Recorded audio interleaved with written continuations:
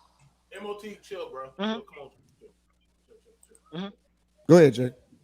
So I forgot what I was trying to ask, but I know. So I'll ask my question. No, What topic was discussed yesterday, Sis and Lou?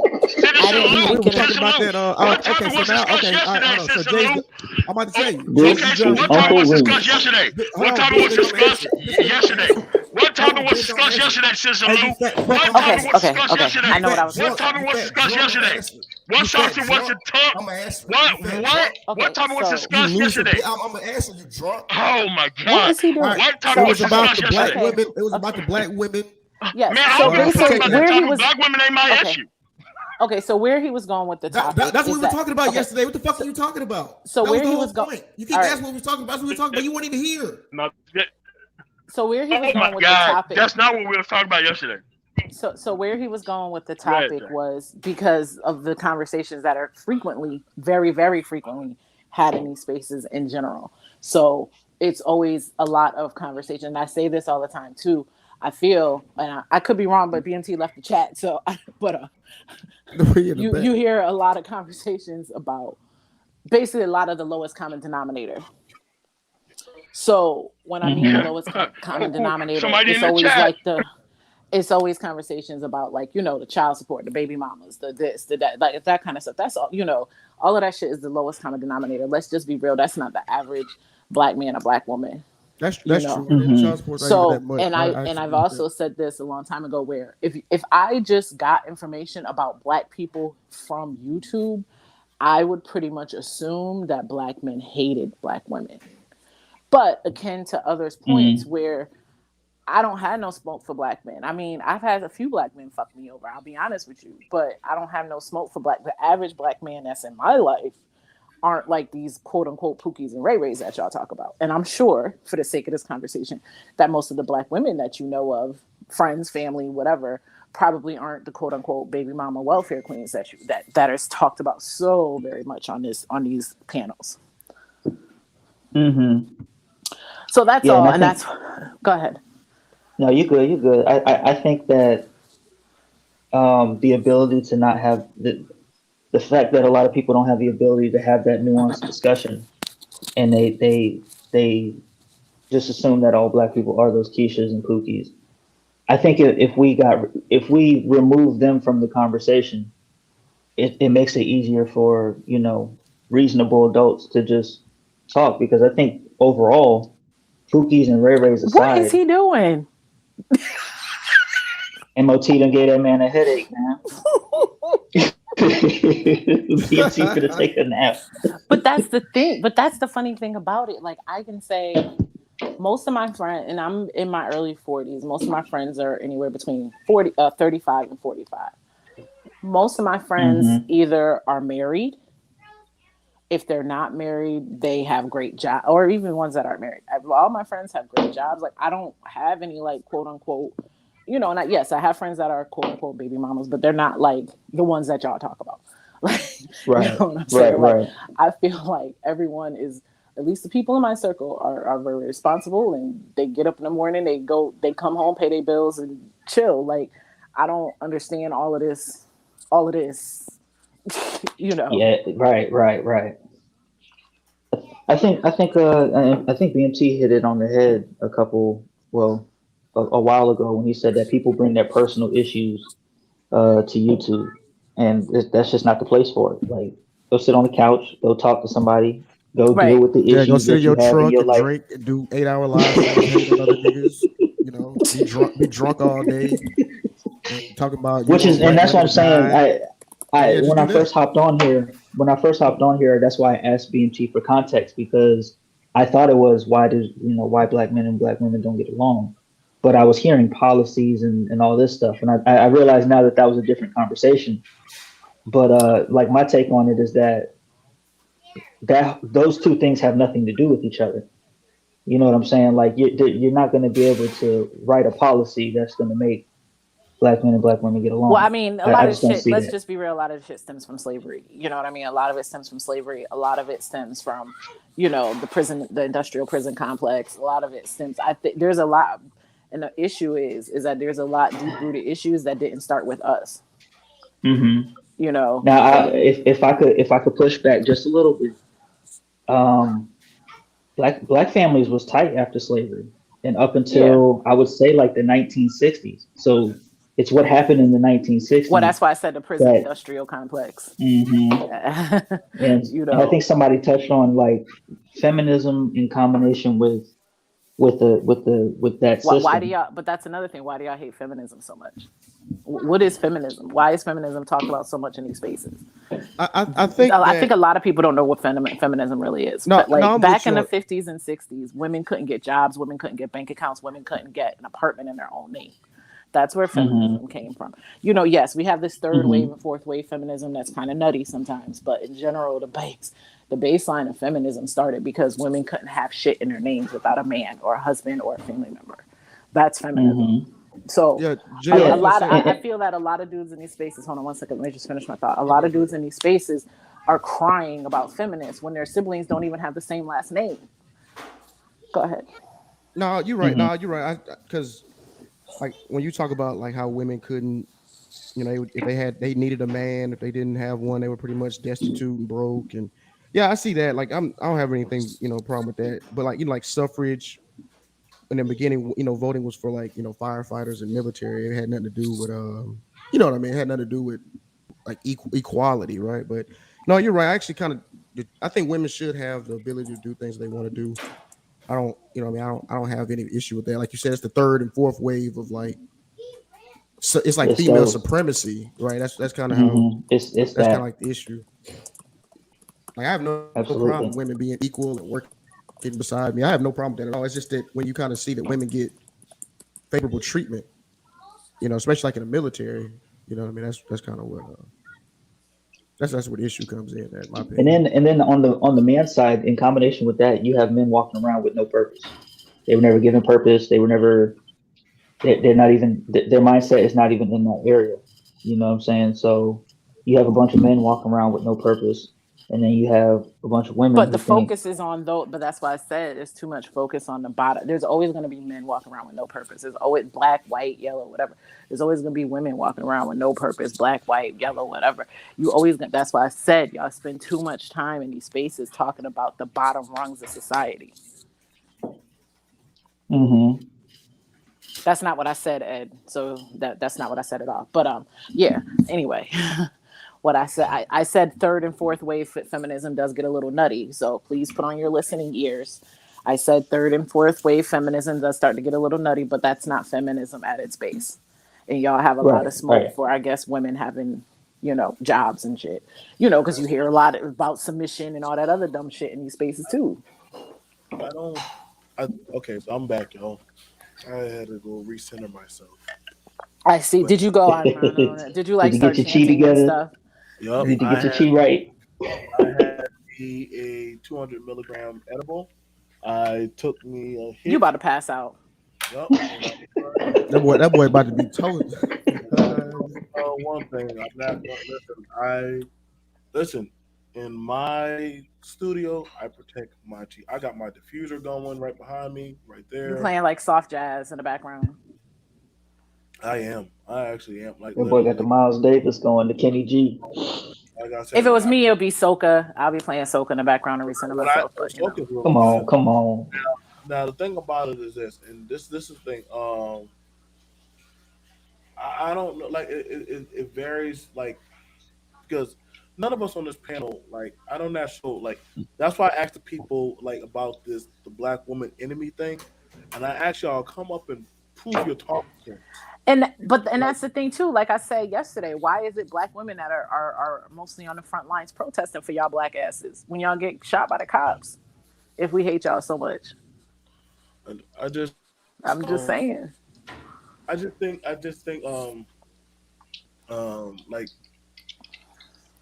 I think the thing about it is this, man. Like I always ask, like, what is the contingency of what people want? Like if she's so much your enemy, then all I ask y'all, like, just go, like, then what's your ulterior motive to tell other men that, hey, beware of the woman, Watch how you maneuver. Like I'm telling you right now, men But are I mean, just you should be telling that anyway to your kids. I mean, I know I told that to my daughter. She's a teenager. She's 14. She's in high school. Like, yo, that's common sense. Like that's you common sense. know, watch out for these dudes, Common but watch sense, out for these women too. Like, you know, right? watch Like out. that's common. But see, this common sense. I believe that your mom would always tell you about, hey, watch out for them girls out there. Like they'll get you for your money. I'm like I didn't need YouTube to tell me that. You know what I'm saying? But I Right, also right. Listen, I told you what I told my daughter a couple months ago. I told her, don't let a nigga tell you, can I just put the tip in? that. And what But and I'm what I also told Hmm. what I told her father, I said that to her. He was like, why you say that to her? I was like, because no, it's the truth. but it's the same thing. I also tell my son, watch out for these guys out here. They're going to use you. They're going to try Yeah. to talk you into a situation. Like people have certain agendas, and I always ask them, so where are you talking about, or what's going on in your life? Now, if it was something where a brother who got his stuff together, you know what I'm saying, I probably might be more pins. I probably might listen to him more. You know what I'm saying? Because he's dealing in that field of dealing with people. You know what I'm saying? Like Freezo, you're building a family right now. You know what I'm saying? Jade, she Right. has a, you know what I'm saying? Lou, I'll be more saying Yeah, I'm I'm not. working on it. But you know what I'm saying? Y'all are in that vicinity of a vantage talking point, right? So I don't Hmm. really feel like there's that of a vitriol to having a conversation. Okay, like, and like But that's why. that's what I'm saying. And that's how many times have we said the average man and the average woman ain't having conversations about submission and all of those bullshit talking points you hear on YouTube. They really don't like. I'm gonna be honest, y'all. That's not really a conversation that men and women really have. I'm not. But you hear it all day, every day in these I'm spaces. just being honest. I'm just being honest. Like it's not really. It's not really a conversation. I'm not sure what y'all be talking about at the goddamn table on a date. Like, so what's your level of submission? Like, what? Like, you say that shit. Like, that's just right out the what? This is on some Hannibal Lecter type of shit. Like, what? What's your level of submission? I need to know. Is it flogging? Is it like finance? Like, they're gonna call the police on you, bro. Like I ain't trying to tell people what to do. I Now, mean, the woman, usually the first date, most people are talking about what music you like, what movies you I like. hope to Like, God you got a good music or goddamn movie selection or anime I would probably want to watch or something. Hmm. But I'm just saying, like, I Another always like. thing too, Go ahead, Lou. Go ahead. bro. People bringing like Kevin Samuels talking points to like just everyday conversation. Like people are doing it. Like these disciples of Kevin Samuels, they coming around like, oh, are you a modern woman? And do you have a P? Do you all this bullshit? Like it's like the lexicon has changed, man. And it's getting. I don't know what to do about it. I just like I said, I just try to keep to myself. Like I don't even I mean, I pay much remember attention. this going on. I remember this going on like well before Kevin Samuels. Like prior to that, I mean, you had a lot of them were in different spaces though. Like you had your Tom Likises, you had your Patrice O'Neills, you had your these groups of people who were talking about this in like the early 2000s. You know what I'm saying? So I guess Right. Kevin Samuels just had the right combination of things, and he came in and blew up at the right time to where this is what people talk about now. But I don't think that people who like I don't think that black men who have their life together and have their stuff in order really spend too much time talking about black women being their enemy. I think that's most of like these people with dreads that got YouTube. I You know, Yeah, no, I'm I don't with you on know. that. I don't know. Like if you it's got not your life really. together, why are you worried about you know what I'm saying? Like Thank you, GB. Let me read this real quick. So, black men gather is trauma bonding. If black men support other black men, it's gay. If black men admire another black man looking for a daddy, seems like a consensus, never as a unity. Now, you know, when me and my guys get together, and he might say, "Man, my girl dumped me, or we broke up." We might talk about it. We might have a discussion on it a little bit, but usually You know what I'm saying? Hey man, we'll ask like, are you trying to get back with her? You know what I'm saying? Did you call her? Or you know what I'm saying? Like, man, don't worry about her. She wasn't good. She didn't deserve you. You know what I'm saying? Or we might say something like, hey Mm-hmm. man, we've been through that same shit. But we don't try to dwell on that. We might just say, let's go get some fries and some shrimp. You know what I'm saying? Mm-hmm. Okay. No. I'm just saying. I'll just pull out your statement. Um, I don't think men should stay wrapped up and wallowed in that same position too long. Y'all guys get what I'm saying? Like, it's Right, like right. you lose your job. You don't stay wrapped up and wallowed and you lost your job. Okay, it sucks that I lost my job, but I need to go find me 2 or 3 more. I need to go find me another job to counteract that job. You get me? Like, you got to get Right. to equate to catch up with that. But like, so I'm not like, I don't know, man. Like, some people, I wonder, are they looking for a solution out of there? Like, shout out to Lou. I like that when y'all were doing that tech talk. You're actually trying to teach brothers how to get into tech. You know what I'm saying? So that's a Yeah, I've been reality. listening to those. They good. Yeah, we got Gabe coming on tomorrow. We're gonna do a cybersecurity lab. That's Uh, money. That's money. You Mm-hmm. know what I'm saying? Like, I don't know. Like, I would tell you brothers to go work and get a job, or you know what I'm saying? Like, but I don't know. Like, whenever I lost a girl, I would usually go say, "Hey man, put me down for a second shift. Put me down for more work." I would just use that as time to go make more money. And more money means, guess what? I can put myself in a better vantage point to go out there and try again, or have more paid time. Time out there, so that way I can go do more things. That's me. Mm-hmm. That's me. If I'm broke, I ain't got time for no goddamn pussy. If I'm broke niggas, y'all shouldn't even be talking about pussy. Y'all should be talking about getting your life together. Now I, that's just I should me. agree. And so a lot of people think I'm wrong for saying that, but I'm just saying, like, I'm not gonna give y'all the quoted scriptures of get a woman for her wallet and shit, because you now setting yourself up into the, yeah, I guess what, I'm moving into my girl's place. I drive her car, bro. You setting yourself down a slippery slope. Yeah, you. Setting you yourself down a slippery slope. Your mom would say you on the homosexual welfare plan, because I promise you, I mean, some guys, yeah, they can live that lifestyle. I don't want y'all men to live that lifestyle. And that's the thing about it that I've been hearing a lot in this space about why we've been hearing about the Pookies, the Ray Rays, and all the other stuff. Like, every man is not created the same or equal. Every man does not have the same vantage point. Lou is gifted in tech. Free Zone might be gifted in politics, in history. Me, I'm just probably gifted at working with my hands and stuff. So we all have 3 different attributes. Should we be jealous of the other man, or we don't know what he went through to get to that level? You know what I'm saying? Right, So right. I'm not going to I be. will say this. Oh, Yeah, go go ahead. ahead. No, go ahead. No, I think too many people spend too much time complaining and not enough time putting in work. Like, you gotta put yourself in a position to where if a family comes, you could be ready for it. A lot of these folks, if they mess with a chick and get her pregnant, they done. They done. You know what I'm saying? And I think I think there's an issue with the culture. There's a huge cultural issue I agree with you on um, that. I agree. There is. that Yeah, that I agree that too. that that and it encourages a lot of the fuck shit.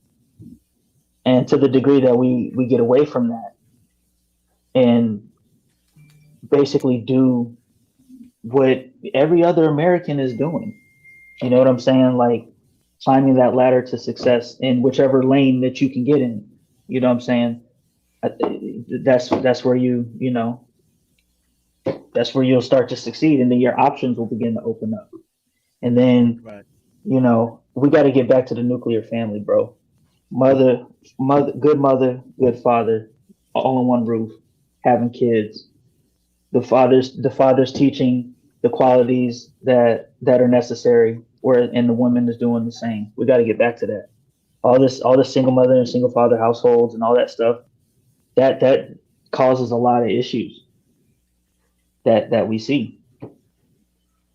No, and I agree. I agree with that. Shout out to Shannon B. Shannon B says most black men love with women though, and I agree with that. Like a lot of men, it's kind of hard to tell a brother that literally busted ass for like 9 to 12 hours a day not to want to get with a woman, or he can't get a woman. Like I know some men, they say you need to just stay to yourself, be a hermit, and most men ain't gonna do that shit, bro. If they go out to a hookah lounge, a bar, or a corner store, or Walgreens, or Walmart, and they see a woman, or hell, even at the workspace where that's where the majority of hookups happen, they're going to take Mm-hmm. they're going to take their shot. You know what I'm saying? Life is a lot Yeah, more yeah, yeah. life is a lot more delectable when you have somebody to share it with. Maybe that's me. Don't take the BMT, which I'm an outlier. Don't use me. I'm an outlier. But Well, I'm let me ask you this, BMT. Do you believe in do you encourage struggle love? so let me Oh no. no, that I'm was funny. so let me okay. So everybody's not built for it. I went through strugglation love. I went through struggle love. I don't get. Here's the thing about it, free zone. Men want a men want a woman that is invested in them, right? They want a woman that's Mm-hmm. invested in them. Do you want a woman Mm-hmm. that's invested in your assets or somebody who's thoroughly invested in you? Like I said, mine was with me before I got my kingdom. Like she was there for all the stuff. I put her through hell. But so she had that Mm-hmm. she had the keys to all the doors in the house. You know what I'm saying? But Right. so my thing is, but see, every man and every woman ain't built like that. I'm not saying I ain't saying I got my fuck ups, but I'm just being Right. honest that Right. But those type of if women, I'm willing to, but oh, good. some people will try to sell the dream that Mm-hmm. buildanigga.com or you supposed to accept a woman for all the dysfunctional crazy shit and just say, "Is that Mary?" Mm-hmm. I hate that Mary J. Blige song. So take me as I am, or have nothing at all. Well, I rather have nothing at all. I don't want your crazy dysfunctional ass Right. Right. Right. model and running outside and breaking and slashing three my time. I don't want that shit. I will never tell a man that you need to accept that or you're a weak man. No, you're a smart brother to stay away from that. I would never put Mm-hmm. any of my sons or any man through that. Then also, let's be real, there's a sentiment out there that's portrayed that women need to go get with this type of dude that you're a strong woman and that even your man go out there and do some dirty shit or cheat or fucking go out there and do all the wild in the world. Mm-hmm. That's the model woman. Back in the day, grandma was fine with granddaddy going out there and having 14 family. Like, no, grandma was fucking up granddaddy. Like Yeah. grandma was putting all And kind of shit again, in his food it goes back to and he feminism didn't because have women appetite. didn't have a choice. Nope. Women didn't have I'm a just choice. saying, y'all. That's why I hate, again, people romanticize the past way too much in these spaces. Like, I'm oh, not saying. I want a 60s housewife. Like you said, she was probably hitting him upside the pan ahead with a pan because she couldn't leave his ass. I mean, I don't think that was the. No, that I, wasn't the case. But listen, I found out even stuff in my own family like recently, and my grandparents have been gone for quite some time. And I found out stuff recently. Like my granddad had some other family somewhere. We don't know who, but things have come up, and we like, oh, okay. But that's what I'm saying. A lot of these men had other family. Yeah, they raised they had their main family, and then they had their side families. I'm just saying, it happened a lot. And I'm I I'm not. telling. mean, I am yeah. not telling lies. I grew up in a quote unquote traditional nuclear family. I am not telling no lies, and I know a lot of other people whose granddads have families down the block. That's not no lie. Like I just like I said, man. I think TV and soap opera really messed us up, and what we think the family was, or how it actually went down. Well, yeah, that's why, you know what? That's why, to be honest with you, I always question when I see people and they always posting perfect pictures and they perfect family and they perfect kids. I'm like, yo, that shit's all a lie. Mm-hmm. You said, wait, you said, oh, you talking about on Facebook, like just social in general? Yeah. When you see people advertise the perfect, fake book the relationships. Yeah. Like they got they the couple of the year, but behind the scenes he whooping her ass and stomping out. No, I see what you're saying, but I think that well, if my grandparents are dead, obviously there would be no DNA test. Like, what the fuck? Like, use your brains. I just said they've been gone for like 15 years. Well, let me ask you this, Jay. Can I ask Jay a real quick question? Go ahead. Like, so do you think that, do you think that we should go back, or you think it like how it is just how it's gonna be? Do you think we should go back to the 1950s era in any way? Absolutely the fuck not. I would not. No, absolutely. I ain't going back. Fuck, I'm not going back. Okay, I don't mean wait. Okay, I'm gonna switch it up for you. You as a black man in America, do you want to go back? No, don't do that. Don't do that, Jay. I ain't talking about. Fair is fair. You talking about black codes? No, I ain't talking about. I'm talking about. Fair is fair. As a black man in America, I will say this. My father is in his 70s, and that's why when they talk about this shit, it's like it's so long ago. My father is in his 70s. He graduated high school in 1965. What happened in the 1960s in Alabama specifically? Just saying. Go. So I'm just saying, if you want to go back to that, they were burning a lot of churches, boy. Hey, Erica Williams posted a snippet, like it was like a little screenshot. It was like I think in South Carolina, black women had to work, like it was against the law. Like black women. But we can only work as like cleaning houses. Yeah, they worked in house. Even really up until the 80s, like women, like my mother was a secretary. Like women didn't really, just in general, didn't have up until I would say the last 15 to 20 years. Women, especially black women, didn't really have like high powered jobs. And don't get me wrong, my parents gave me a great life. But my mother was a secretary. Yeah, mine was too. But there was there was washing clothes. They had a washing clothes business. And you in South Carolina. You know what I'm talking about, BMT? Yeah, I know what you're talking about. They that law that black women were forced to. Okay, cool. I don't know if you're having a hard time understanding what I'm saying, but not everybody does Ancestry.com tests. That's not what I'm saying. And I don't need to get into my whole. I don't know why you're trying to come for me, because I ain't the one. So don't come for me.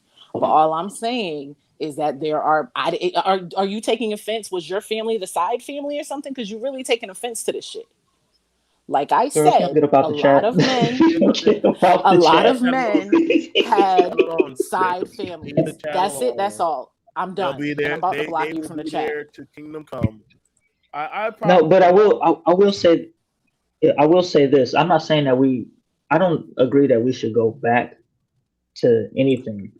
Yeah, but if there is a time, yes, if there is a time where they did do a movie about that, and that was the exception and not the rule. Stop it! Why are y'all being so disingenuous in the chat? You know that was the exception and not the rule. Girl, if you don't get up off the chat, we're having a conversation. If you don't get up off the chat, girl. But yeah, I am. But yes, they did have a movie about black women with the NASA space program. The one, you mean the movie where she had to walk 3 buildings just to use the colored bathroom? That movie, yeah. Like I said, women in general. So here's what I'll say. I'll say that I don't think that we should go back in time or anything like that. But if there was a time where black people were at the height, we should be able to go back in that time and extrapolate, okay, what values did they have that got them to where they got to where they were? Bad. You know what I'm saying? And then bring those values back, because I think a lot of those values have been lost. The rest of that, they could leave that in the 20s where it belongs. You know what I'm saying? Like that's my take on it. But unfortunately, we live in a world where women have to, I think, as a couple, as a family, like everyone has to work. You know what I mean? Like, let's just be real. The average rent is encroaching on over $2,000 a month for just a basic two-bedroom apartment. So that's what I'm saying. Like all of these things about, he got to pay all the bills, or she got to do this, or he got to do that, or he got to do that. The average person ain't doing that. You can't. You literally can't. I mean, which is I why the think birth rate is the lowest it's been. which is why the birth rate is the lowest it's been in 30 years, because can't anybody afford to have kids, but that's another conversation. Right. Yeah, inflation. I'm gonna be honest. Listen, man, I ain't going back. Listen, bro, they ain't got no damn TVs and shit back then. I'm not going back to that bitch. Man, y'all being ain't nobody talking to BMTs. 1950. They being hella disingenuous. Y'all BMT, you being this. I don't mean like horse carriage and running through back alleys and hiding from. Well, I don't mean that obviously, bro. I'm talking about from a cultural stance. I don't know, because that's what y'all act like. I'm talking values. I'm talking values. All right, so you're just talking about okay. So if you're talking about values, that's it. They could have everything else. They could have a horse and buggy. They could have the rest of it. To be honest, I'm gonna say this. I'm gonna say this. There were some good values and there were some fucked up. Absolutely. So I don't know why people are flipping out on what I'm saying. Let me explain to you, okay? Let me show you one of those fucked up values. If you didn't have enough money, some families would sell off their daughters into a relationship so that way they can get some money. I mean, that's in the Bible. I mean, that's even. No, we ain't talking about that go way back. I mean, that predates the 50s. You talking about archaic biblical. That happened. Everything. No, it did, Jay. But I'm talking about like that's not a 50s thing. That's not. It's not. Women wasn't. Are you kidding me? There were black girls getting sold off to. Why are there women that are? Why you don't think girls were getting sold off soon as they got titties and got a period off? Well, I mean, they're getting sold off now, Jay. I mean, that's not what I'm saying. Sold off to who? To whoever to get married, an older man to get married. Like this happened in the 50s too. Like, why are all of y'all being so disingenuous? No, black women was being sold off in the 50s. Hold on, let me rephrase myself. Not all, not half, not a quarter, but it was happening. I had to be clear on that because y'all seem to think that I'm not saying all. I'm just like, could you bring like a singular example of such? I just did. What do you want me to go and pull up? Listen, man. Do you want me to go pull up a book or something? Like, is that what we're doing today? I'm just wondering. I've never. Do you want me to go and pull up a book? Do you want me to go pull up a story of a woman that I saw whose parents did sell her to an older man, and the woman is in like her 50s now? Do you want me to go pull that? It happens. Google it. Like, I'm not doing that today. Come on, son. No, I'm just saying. You said in her 50s. I said she's in her 50s now. And she got sold off when she was a young teenager. Like, why are y'all acting like this don't happen? That would mean she was born in like the 70s. Oh, for fuck's sake. That's what I said. I said go ahead, Joe. I'm done. Okay, I can't. No, I'm just doing the math. Go ahead, Joe. People being sold in the 50s. You're being an asshole is what you're being. Go ahead, Joe. No, I'm come on, Miss J. People were sold in the 50s. If that made a person today, they would be in their 70s. Come on now. Let the dead rest. I'm just saying that it would be bad to take some of the, look at the times where, and I'm saying the 20s because like, the roaring 20s. Joe, can you send a link to Renaissance Man? Okay. That's where families were most intact and everything. So if we could take things that made those families most intact, those values, leave everything else, separate the wheat from the tares, take the good, leave the bad, and bring those into this time and instill those values moving forward. Well, I think you make it would be a lot better. Free zone because I think the comparison could be, if you want to compare the times, which one is better for families? The previous one. The previous one, yeah. And it's really just that obvious. So, people they say things about the modern day, but modern day, particularly when it comes to the culture, it's not good for families, period. And SKC, I want to say this too, before I got into that verbal altercation. We talk about policy, other groups. Are you calling what you said to me an altercation, sir? No, you're talking about MOT. No, not you. Oh, okay. Go ahead. No. I was like, I wasn't even yelling. No. Yeah, you good. No, I was you saying good. we No, that's cool. It's cool. I just want to say this. We talk about other groups all the time, how they ascend, but we never reverse engineer and see that they have families. Asians have families. People of Israel have families. Polish have families. Arabs have families at a very high rate too. Exactly. People try to make it seem as though, oh man, it's an American problem. It's like, no, it's not, bro. No, there's a lot of other groups that have a majority of intact families. Actually, in America, the majority of children are in 2-parent households. Which is why I said too many people are talking about the bottom of the barrel too much. Like those talking points, it's like y'all done talked about baby mamas and child support to death. But that's the bottom of the barrel.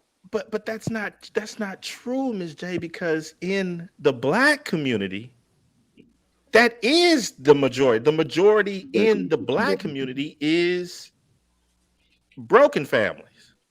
D. Durrell, that's not what we said. Hey, D. Durrell, that's not what we were saying. We said that we're not talking about 1950s catch a nigga series and run around. No, we're not talking about that. We do not want that. What are you talking about? We were talking about just the cultural ideology in that time for Black people. That's all. But that cultural ideology was influencing the context in which people were living. So you're saying, like, due to the oppression, we had to have that type of ideology? Yes. I would think so. Yeah, that's a fair point. I mean, I've said. So you're saying that the more free we got, the worse it was for us. I've said that before. That it seems as though So what you're not doing is what you're attempting to do is put a time capsule in regards to the way things are supposed to be functioning, without necessarily looking at how things evolve socially over time. No society stays or remains the same. They evolve, they change, they improve, or they digress. And so, and also in that, you're also failing to give rise to other external factors that have influenced the family of African American society. We seem to be immune to understanding the outside influences that have put us in the position that we are, and we want to be disingenuous in blame gaming and so forth, as if things were particularly at a certain gender was particularly at fault for the why things are the way they are, and that's not true. And there's no statistical or historical precedence to actually give a clear example of that. But nobody here blamed any race of people.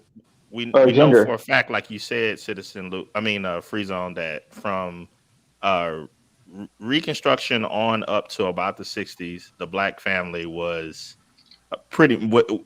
statistically it was intact. But after 65, it was not intact. No, it wasn't. It was not. You may have seen people together. Black people were married. Black people were married. No. Black people were in survival mode. That's not a sense of survival mode because of our history with slavery, where people were sold off. Okay, we just can't. Hold on. Let me say this. We just survived a system for over 200 or 300 years where people were being sold off at will. So of course you're going to overcompensate and do things to keep a family intact, because you went generations with generations. We're not controlling your own families. Okay, so we were to your point, we were in some survival mode. 60 years removed from the Emancipation Proclamation, buying planes in Greenville, Oklahoma, and Forsyth, Georgia, and having our own banks, and creating the Nation of Islam, and creating Black Star Line. We were in survival mode then. Yes, because we were. Hold on. That was 1920. Wow. That was 1920. Yes, Could I finish? Let Ray finish. I just want to talk my shit. Let me finish. No. So that was the 1920s. Yes. That was 1921. We are in 2021. Yes. We are in 2021.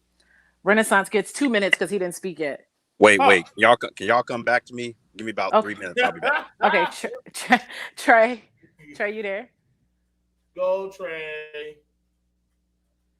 SKC next. Hey, can y'all hear me? Yeah. Yeah. You I got 2 hear you. minutes. Go ahead. Nah, I was just gonna, I was just going back on the topic. I heard what D Darrell said. I heard what Great Britain said, and this whole outside forces thing. That's the whole problem with the collective. We heard a lot of talk before about black men getting it together for themselves, and as you could see up here, we got a very diverse panel. Now, there's like literally nothing in common with the men up here on this panel, except that we're up here and that, this whole fake notion of skin color somehow binds us. Now, when you remove that, then that's what the outside force is holding you back. What are they holding you back for? Only thing besides the young lady up here is that we're men. That's it. So, like I said, you remove this whole make believe color stuff out of it. It ain't nothing there. It's nothing there. Trey, thank you for calling me young. Go ahead. Oh, no doubt, no doubt. You know. SKC.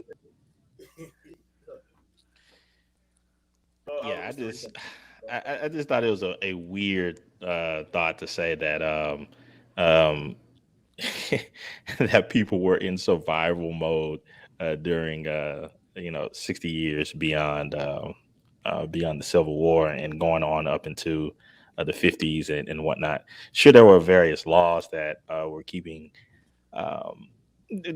that needed to be overcome, but at the same time, you literally had people who were millionaires that were born throughout all of those times, and it just I'm with Great Britain on this one because to try to explain away the family unit being intact uh, due to uh, some type of white issue, it's like no man, or some type of government issue, it's like no. You had better values, better standards in those old times, which were able to solidify families better. And a lot of those things were lost when you had the period of welfare and a lot of social justice issues that came about. And to say that there is no historical background to any of those things, go check with the Cohambi River Collective about that, who are uh, obtusely against the the intact nuclear family to this day, to where you have people all the way down to today that have followed their thoughts, like a Professor Crunk, who states that a patriarchal family structure is not needed in Black America. Okay, so D Darrell, would you D like Darrell wanted to speak next, if that's okay. would you like to respond to that, D Darrell? Can you hear me? Yeah, go ahead, bro. Yeah, restart the timer. Gotcha. Restart the timer. So let me first focus on this thing about survival mode.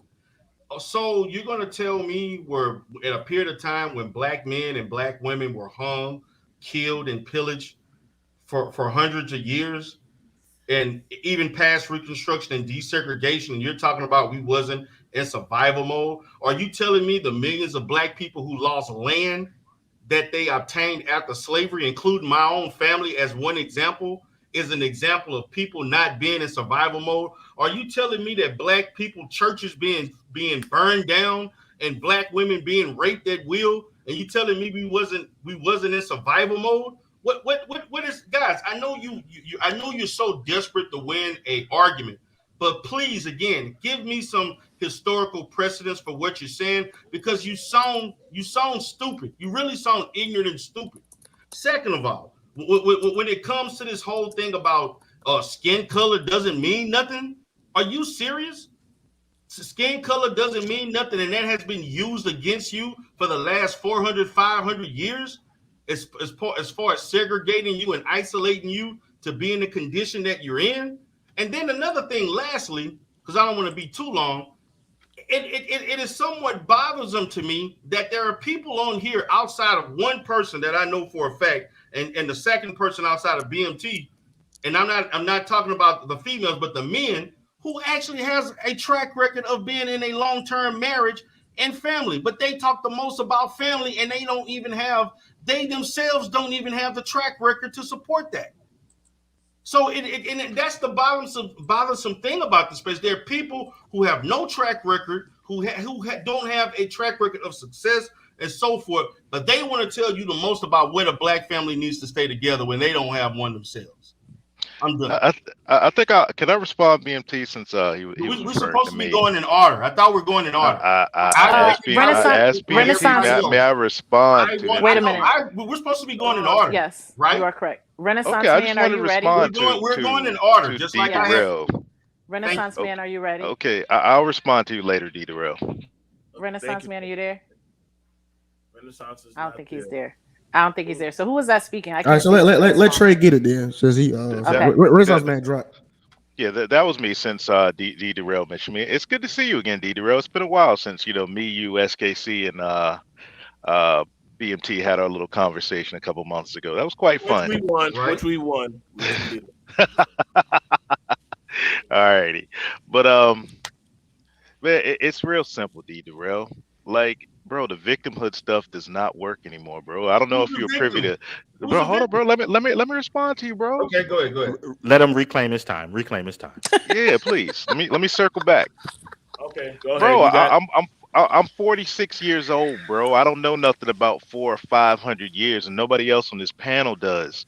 And in my 46 years on this earth, a skin color ain't never played any issue in anything, bro. And you got a whole panel up here full of successful men. You know what I'm saying? All of us up here doing quite well, including yourself, who, I'm saying the problem that affects the people you're referring to don't affect you where you live at down there, bro. And I know exactly where you live, and SKC knows exactly where you live. And it's quite a nice area. And not too many folks, the kind of people you're talking about live around there, bro. So you're taking their struggle and you're trying to make it your own. I don't know why. If I was you, I'd try to get the heck far away, because I know how it gets down. I lived there for 4 years in the H, and I never want to be there again. It was straight trash, bro, because of the mentality, the mindset of this victimhood that, intellectuals, pseudo, I might say, like to use on black folks. You convince them they're victims. You convince them to put their hands out while you living in a big ass crib driving a big ass black Escalade. The white man ain't hurting you, so why are you trying to tell all these poor black people that live within 30 minutes of you that it's hitting them? So they sitting around here running around looting, robbing, killing while you chilling, bro. And that's disingenuous as I don't know what, man. D. Darrell, can I ask D. Darrell one question? Well, I believe we're supposed to go in order, Lou. We gotta go in order. I'm sorry, I just want to ask D. Darrell. God damn you, dude. D. Darrell, can I engage with D. Darrell just one? It won't take long. Well, you're breaking the rules, Lou. We're supposed to go in order. We're trying to keep order. I thought it was my turn. Wait, if we really, would it be my turn? Because Trey just went, right? Your turn. Okay, yeah. Yeah, I was thinking it. Yes, my turn. SKC, quit manipulating. Yeah, I was about to say, hey, D. Darrell, you there? You there, D. Darrell? I'm here. I'm asking, so I'm younger than most people here. If you come from a 2-parent black household, is that experience not valid? That's all I wanted to ask. That's my only question. Yeah, I come from a 2-parent household. So do I. So okay, so what are you getting at? Because you were okay. Because like I said, I'm not married. I don't have a family yet. I'm working. I know you don't, but you seem to have so much information on what needs to be intact and what needs to be in place without the experience. But I came from no practical knowledge to say so. But if I came from a successful 2-parent black household and I've engaged with other, and I see how the children turn out 80% of the time well, I mean, why can't I use that as a point of reference? Well, I don't know about the 80% thing, but I do know that.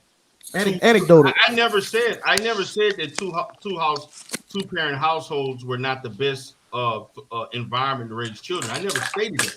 But what I'm talking in reference to is us equating that we should be in a certain period of time where black people were under duress 24/7 as a means of how we should be operating in present day. No, I just want to extract. No. I just took that time period and just wanted to extract the togetherness and the cultural ideology. That's it. I didn't want to go back to like where we're in constant duress and we just always fucked up. Of course not. I would never ask that. Okay, so let me ask you this, brother.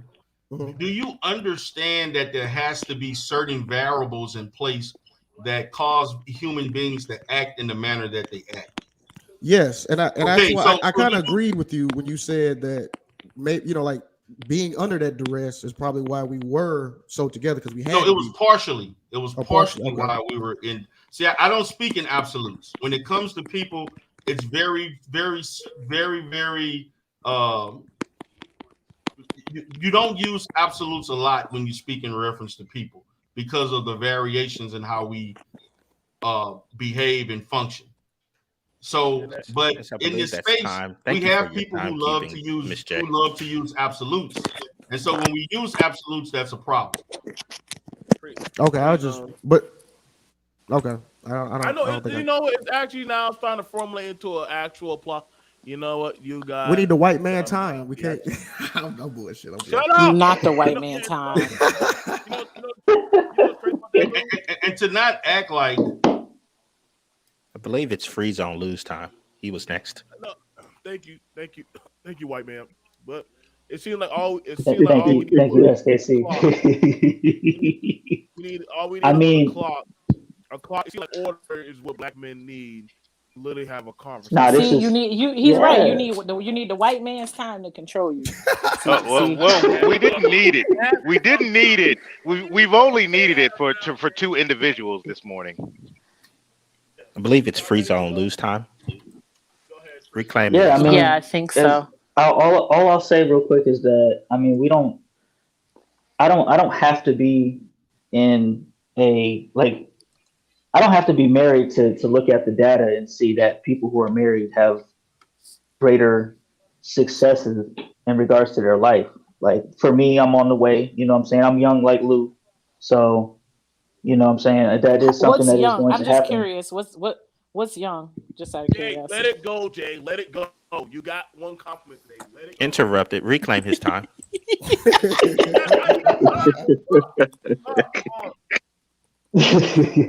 No, the data just all the data supports that kids grown up under two family households, for better or for worse, they tend to do better.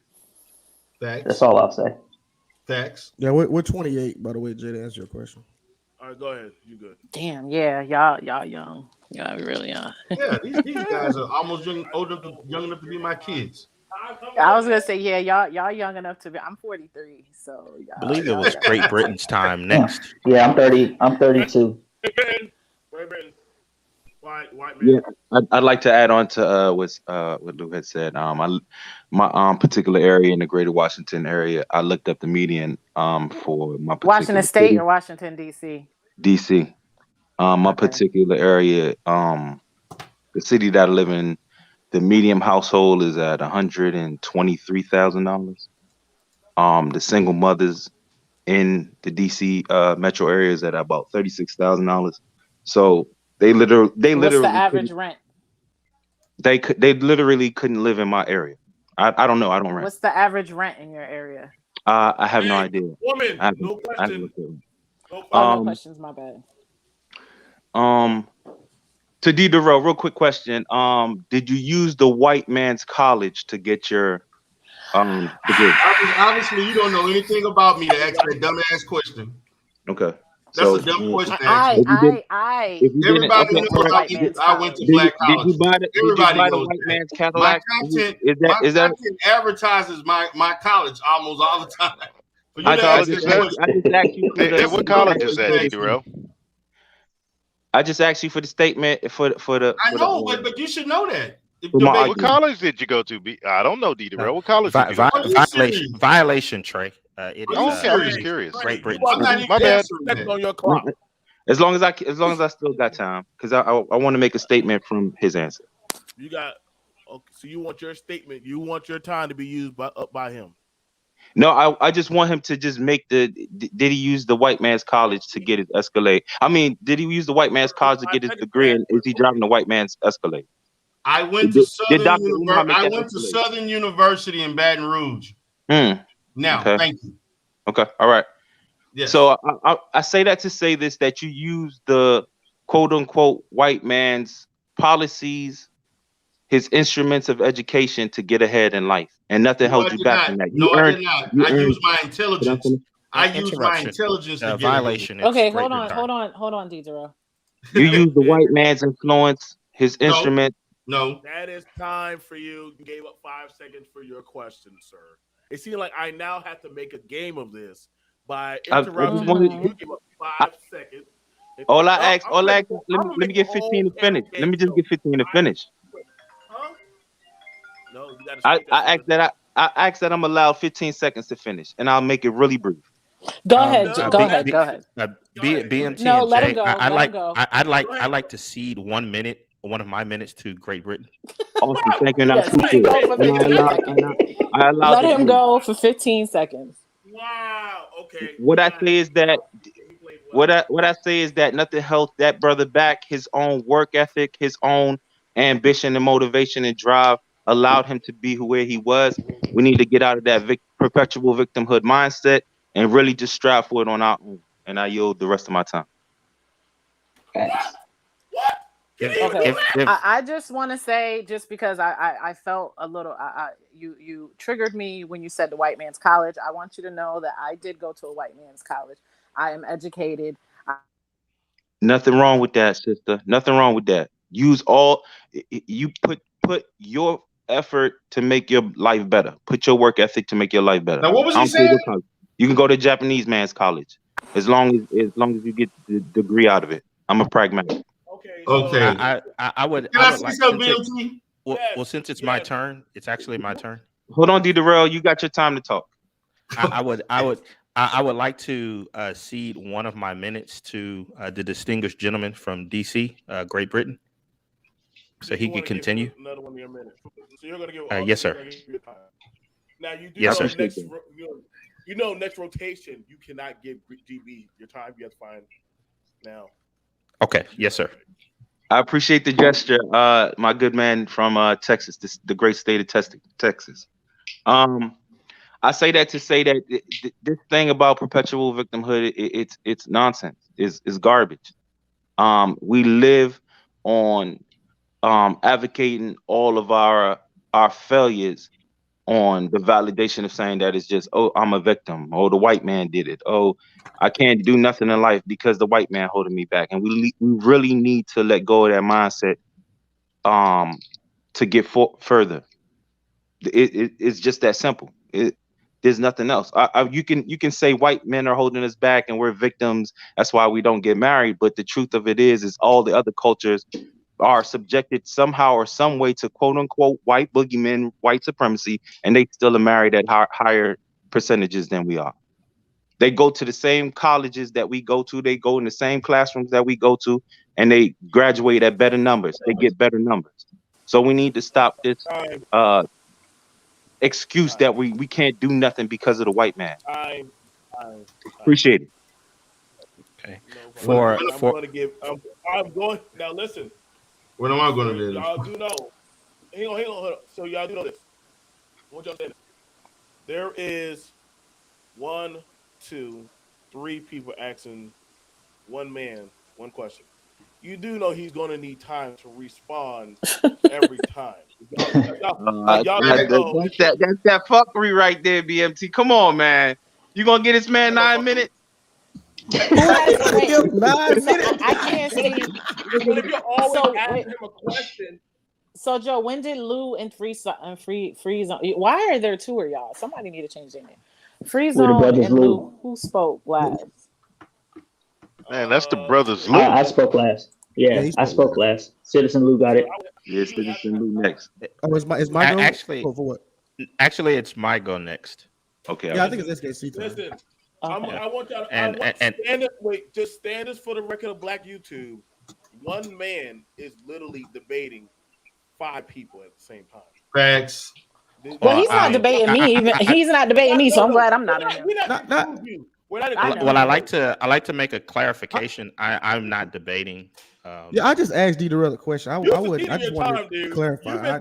I didn't debate anyone It's during my just funny time at how all. a person that quote unquote live in River Oaks and you got another one that lives in west side of Houston. They both live in equally as affluent areas. Want to pocket watch me? And they not making I believe those men are not J, I making believe it's I believe it's my turn.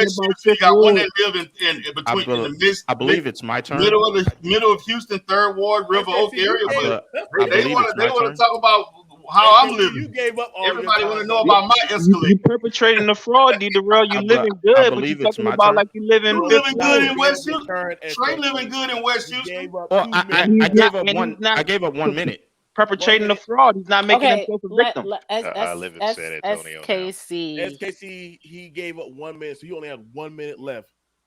Okay. So I would like to cede my 1 minute to the distinguished gentleman from San Antonio, Trey the MBD, when his turn comes up. D Darrell, I believe it's your turn. I give him time on the clock. I bet I say a damn thing, bro. Let's hit a 5-0. No, he get a 5-on-1, bro. Start that down history. He did 5-on-1. Go ahead. Okay. Your time. Go ahead. Is it my time? Trey, you got anything to say, Trey? I thought it was Yeah, I mean, first, hey, yeah, D Darrell, man. I left Houston, man. I lived like on the southwest side there, while I was on my come up. But I live outside of San Antonio in the cut now, bro. I know. In a very affluent side of San Antonio, by the way. Yes, bro. I am paid. Exactly. I know. Yes, bro. I make a fuck ton of money. Yeah, and no white man. No white man ever held me back, bro. I went to a PWI like the young lady on the panel. And it did me well. I served in the military. I was combat arms with a whole bunch of, whole white people. Right. I never experienced anything from them but love, bro. I have not been around the community except those 4 years in Houston. That was it, and that was miserable. So you saying Houston fucked you up? Oh no, I just no. Okay. I mean, because it's the South, so I mean, to be fair. Like no, I just the ghetto ratchet baby mama culture was no, it was disgusting. I just have to say it. But I did say earlier that maybe it's just I haven't. I grew up in a black suburb in Connecticut. Yes, black suburbs exist. As did I in Virginia. I'm 3 years older than you, and back then it was different. Most everybody was in a 2-parent home. Yeah. Those that came from single mama homes were being raised by their aunts and grandmamas. We clown those dudes. And like that's what I'm saying. Maybe I'm not saying it to diss anyone or how anyone came up. That's not what I'm saying. But I feel that a lot of the stereotypes, again, focus on the lowest common denominator, or even most of my friends and most of the people I know, like I know single mothers. I'm divorced shit, but I know single mothers, but they're not like this, these quote unquote ratchet broads that y'all love to talk about all the time. And actually a lot of the quote unquote single mothers make more money than the men. I ain't but here's the deal. Houston, and we were talking about this yesterday on our SKC's channel about Humble. Humble is full of single moms, divorcees, widowers, whatever you want to call them, that are currently, married or dating super pooks. And what? Super a pooks. Super pook? Okay, we need to add that to the and said super pooks basically go out to these suburbs and bring their terror and havoc with them. And call cap on it. Anybody in Houston call cap? Oh yeah, well you know what? Even where I'm from, so the next city would be Hartford. And actually, back in the 90s, Hartford had a huge gang problem. So you are correct that a lot of them would come to the suburbs, that would be Bloomfield and Windsor, and get the the suburban girl, knock them up, whatever the case may be, and turn them into a hood chick, I guess. I don't know. Mm-hmm. That's why I was saying at the beginning. The problem is there's a problem in the culture. That you could talk about the outside entities and all that stuff. A lot of the stuff that we're talking about as far as issues and stuff, a lot of that comes from within. And to the degree that we fix those issues, to the degree that families stay together, things get better. It doesn't take long for things to get better. But the question is, and this is what I said earlier, I don't know who was listening earlier, I did mention the prison industrial complex as well. And Doug actually clarified me Vietnam and then the 80s, the quote unquote war on drugs, which in turn was the whole prison industrial complex. And that's because people keep focusing on, oh yeah, well, families in the 60s and 50s and 60s and 70s. But why were families starting to be split apart in the first place? But is see, really Jay, what people have to dig into. The direct correlation between the prison to the school to prison pipeline is that 80% of the prisoners came from single family homes. But a lot of men came back from Vietnam but they were single family homes because it started off as single family homes because a lot of men came. That's what I'm saying. The problem was before that. This session is out of order, sir. But everybody's talking about the 80% single mother rate, but we're not going to talk about the 80% no men in the household rate. We don't want to talk about that. How can you? So my question is, where are the? So then my question. How can you charge black men out of order? Out of order. You can't even do that in court. You can't even do that in court. You can't charge somebody of a crime that isn't there. A black woman just became a single mother on her own, huh? That makes well, that's why I do want to ask, and I'm not being facetious. Somebody when I released ask. the apes. I'm not being facetious when I ask, and I'm not trying to start an argument, but I've asked this question many, many times. Where are the men? Women are not asexual. And you cannot say, wait a minute, let me finish my question. You cannot finish my question. Let me finish my question. Let me finish my question. Let me finish my question. Every woman isn't out here having babies by your Pookies and Ray Rays that you love so much. Thanks. There are men who are successful men, who lawyers, doctors, Indian chiefs, and I don't mean that literally, so shut the fuck up, whoever's going to say that I do. There are men who are lawyers, doctors, and Indian chiefs that are deadbeat dads. Well, hey, sexy young lady, you don't got to use that crass language. We got you. I'm just saying.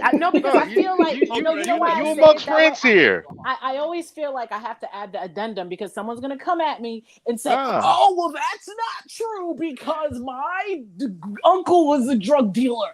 That's why I have to add that. Here's some policy. Here's some policy for the ones BMT says I never talk policy. So here you go, BMT.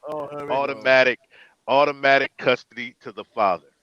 In any of these situations, let's do it like I left my ex-husband a single father. Automatic custody to the man. My ex-husband is a single father. Next. Get out of here, Trey. My ex-husband is a single father. My daughter lives with him. So you talking about ending child support, ending the stigma of deadbeat dads and dads. The average black man does not want full custody of his children. Right, I'll agree with that. Time is expired. Let's not play that. And then the man comes up here. And then a man comes in and says, "No, man, don't step up." The therapist says, "No, man, don't step up. Don't take your kids." Time is expired. Order to the board. The average single father with children does not want full custody of their children. They want that responsibility to fall on the woman. Oh, we can play that game all we want. We can play that game all we want. That's incorrect. Board is operating on CP time. According to blackdemographic.com, children are doing better in parent family homes under the father's household. Let's go to blackdemographic.com. To graduate out of high school. A black female is 3 times more likely to be raped or abused. You know, they're less likely. They're like 35% less likely to go to college. All you're doing is moving the goalposts. We're talking about a guy that doesn't raise his children. His daughter is more likely to become a single mother that you all don't care about. What? Hold up. What? Hold on. Did you say the daughter of a man raising his daughter will become a single mom? What you gotta understand is that quote your source, black men are not in the household is the reason why there's a I hear your emotions. Quote your source, sir. It is not solely on black women being the failures as single mothers. It's about black men taking responsibility for their own seeds. When are we going to talk about that? According to blackdemographic.com, go look it up right now. They need to do what they're supposed to do to strengthen the community. It is not up to women. Fuck the community. To strengthen the community. It's up to men. Take your not kids and women. leave. Black demographic.com, they did a study and found that children are doing better productively during. You're not doing. You can't do it better by yourself. You do it as a team. Father. Do it as a team. Okay, so now it's the team. What about a team? No, leave that woman and take your kids. Wait, hold on, D-Darrell. Yo, Chip, listen, man. You know what's crazy? The one woman that was on this panel literally tried to keep y'all intact, bro. Like, she literally was trying, man. Like, I'm just trying to have y'all have a conversation, like a dialogue, just a dialogue. I, you know what I'm saying? Like, if y'all ask the man a question, let him respond. He don't have to do this. None of y'all have to do this. At the end of the day, this ain't gonna really make a change with some y'all same thing. Okay, so we can agree on that. Now, literally, I don't know. Y'all went on to the whole diatribe when the whole show is supposed to be about why do people feel that the black woman is their enemy. That's the whole goddamn fucking question. Somehow we back in 1940s right now. I don't know how the fuck we got on this time machine, but y'all got because TNT. I thought it was. I just thought it was being misconstrued when we brought up the 1950s thing. We were only talking about the family intact. We weren't talking about anything. Now we're all the way here, Lou. How the fuck did y'all put us in the time machine of goddamn fascism and goddamn feminism? That wasn't that's when it started. Well, that's when it started. Yeah. BMT. Free Zone Lou brought up the 20s when the black nuclear family was the most intact in the United States. Then FDR came with that New Deal to subvert the black family and try to first attempt at welfare, and that's when the war started. Now, here's another thing that happened. You had people going out to the four winds of the U.S., so black men and women didn't have to hook up because of proximity anymore. So all those factors played that part in it to where now it's like, look, they ain't our women. They never were. It was only proximity to begin with. What are you talking about, Trey? That's incel talk. Really? Let me say this. Really? Really? Let me say this. Trey got like 4 kids. Let D-Darrell respond, and I want to respond after that. Okay, Trey, just hold on. You knew you were gonna do some. I knew you were gonna throw some diesel on the fire, bro. I just knew your spirit was gonna do that. I felt that out of you. But debunk it, D-Darrell. So it's already been debunked. It's been debunked by real time. I don't have to say anything. The fact that black men and black women been loving on each other since the beginning of time, and that's never going to stop. Like that. But last but not least, when we talk about the economics, I want to talk about this for all these guys talking about all of the many achievements that black people did during that time. Yes, we were able to obtain some level of achievement, but let's be honest, only a small percentage of black people were able to achieve and do certain things. The bottom line is this. During that time, we only had 0.5% of the wealth in America. You know where it's at now in 2021, going into 2022? It's the same amount. We do all the many things that you claim, racism and the skin color didn't matter.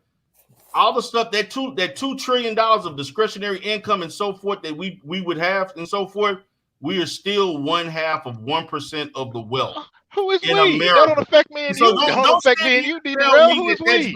You can't sit here and tell me that that's just by mere happenstance. No, that's by government intervention that allowed such a state to remain intact for damn near hundreds of years. There's no way for everything that we've done and attempted to do that remained the same. Bro, did your wife get turned on by this victimhood talk? Is your wife get excited by this? I'm so no disrespect, but does your girl get excited by this victimhood talk? I'm so glad I don't think like that. If you choose to be blind to racism, I would have never done nothing with my life. If you choose to integrate and take a blind eye of other people not respecting you, well, that is your prerogative.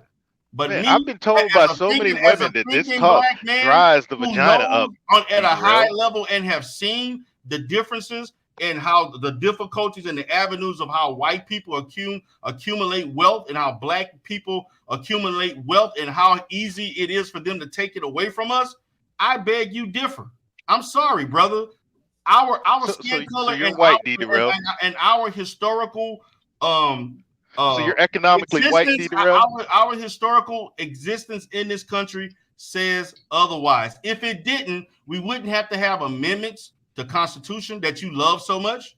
Are you economically white, D-Darrell? That same Constitution that told you that you was 3/5 of a human being, but yet you want to say that there's nothing existed. I've never been a slave.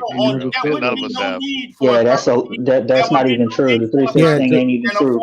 Yeah, that 3/5 Amendment. If there was no issues of race and color, there's no race in any of those amendments mentioned, bro. There's no race mentioned in any of those amendments. That was because of the census. They didn't want the South to have more political seats than the North because they didn't want slave states to be empowered. That's and there was no race mentioned. 14, 15 Amendment. What is there's no race. There's no race mentioned in those amendments, D-Darrell. Of course, that was intentionally, dumbass. Why now you're going full MOT. Evident. Why would they put something? You think they're dumb enough to put something that would make it glaring evident of what they were trying to do? So you're economically white. Are you economically white? Because everything you described about the white man before was describing yourself. So I'm saying, I'm black excellence. That's what I am. Are you economically white, bro? It ain't got nothing to do with me being okay. white. So why this problem don't affect you? Excellence. Okay, so why all this didn't affect you? Why don't you motivate others to have black excellence? I don't understand it. Did affect me. You are a success story, and yet still you're preaching. Can I give you an example of how it affected validation? Like, why don't you motivate people to be successful like yourself? Hold on, brother, but let me give you an example. BMT was saying. Go ahead. Listen, man. Y'all, this is mind blowing. Like, all of y'all, listen. I have a whole panel of successful black men.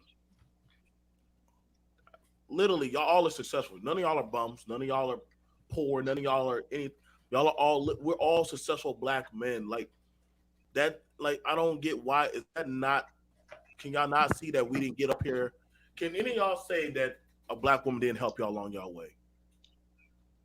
My mom. My mom didn't. Yeah, just really my mama. Okay, so we can say, I'll say it. My mom didn't do. I'll say it. My mom didn't do anything. I mean, I love my mom. My dad did more, but. Yeah, my dad did more. My dad did more, but my mom was there. The business that I'm in, it was as a father and a son business. It's a generational business that I'm in. Yeah. So my pop, it's literally like a father to Sanford and son type shit that I went through. So my mom cooked the food and kept the house clean. My dad ran shit 100%. Wow. Yeah, my dad, he got me, with the computers and math and stuff like that. So my dad's a mathematician. So that, I mean, like I said, my mom, she was being a part of a 2-parent household definitely helped. Yeah, I would say that, BMJ. I can't say that a outside black woman just handed me anything. I can't. Is that what you mean? I don't know. I can't say that though. Yeah, the common denominator in all this, BMT, is a patriarchy, is a patriarchal father. That's the win. That's the winning ticket right there. Correct. Well, Lou, how did your dad become a mathematician with all of that white supremacy holding them back? Well, my granddad was in the Navy. He was an engineer. So wait. How did your granddad become an engineer with all that white supremacy holding them back? We're not talking about white supremacy. Oh, okay. Well, I just like to. Then I like to use. I've been quiet for quite a while. I've been quiet for quite a while. I've been quiet. I have been quiet for. I have been quiet for quite a while. I would just like to use only. I would only like to have 50 seconds. That's it. Just 50 seconds. There's a reason why just 50 seconds, and I would like to dedicate my 50 seconds to the video that we don't want your welfare. Go on to the next person. I would just like to dedicate my 50 seconds to the video that I have queued. Time, sir. Nah, bro. I just want to use my 50 seconds to the video that I have queued. Get out of here, y'all done. Listen, y'all done broke the system. Jump the clock. The man want to reclaim his time. BMT, come on, man. Ain't no reclaiming shit. I'm sorry. I'm an oppressor here. So let me ask. So I asked a simple question. Y'all jumped off the goddamn ledge with a whole diatribe and start talking about my dad. I didn't ask y'all that. Yes.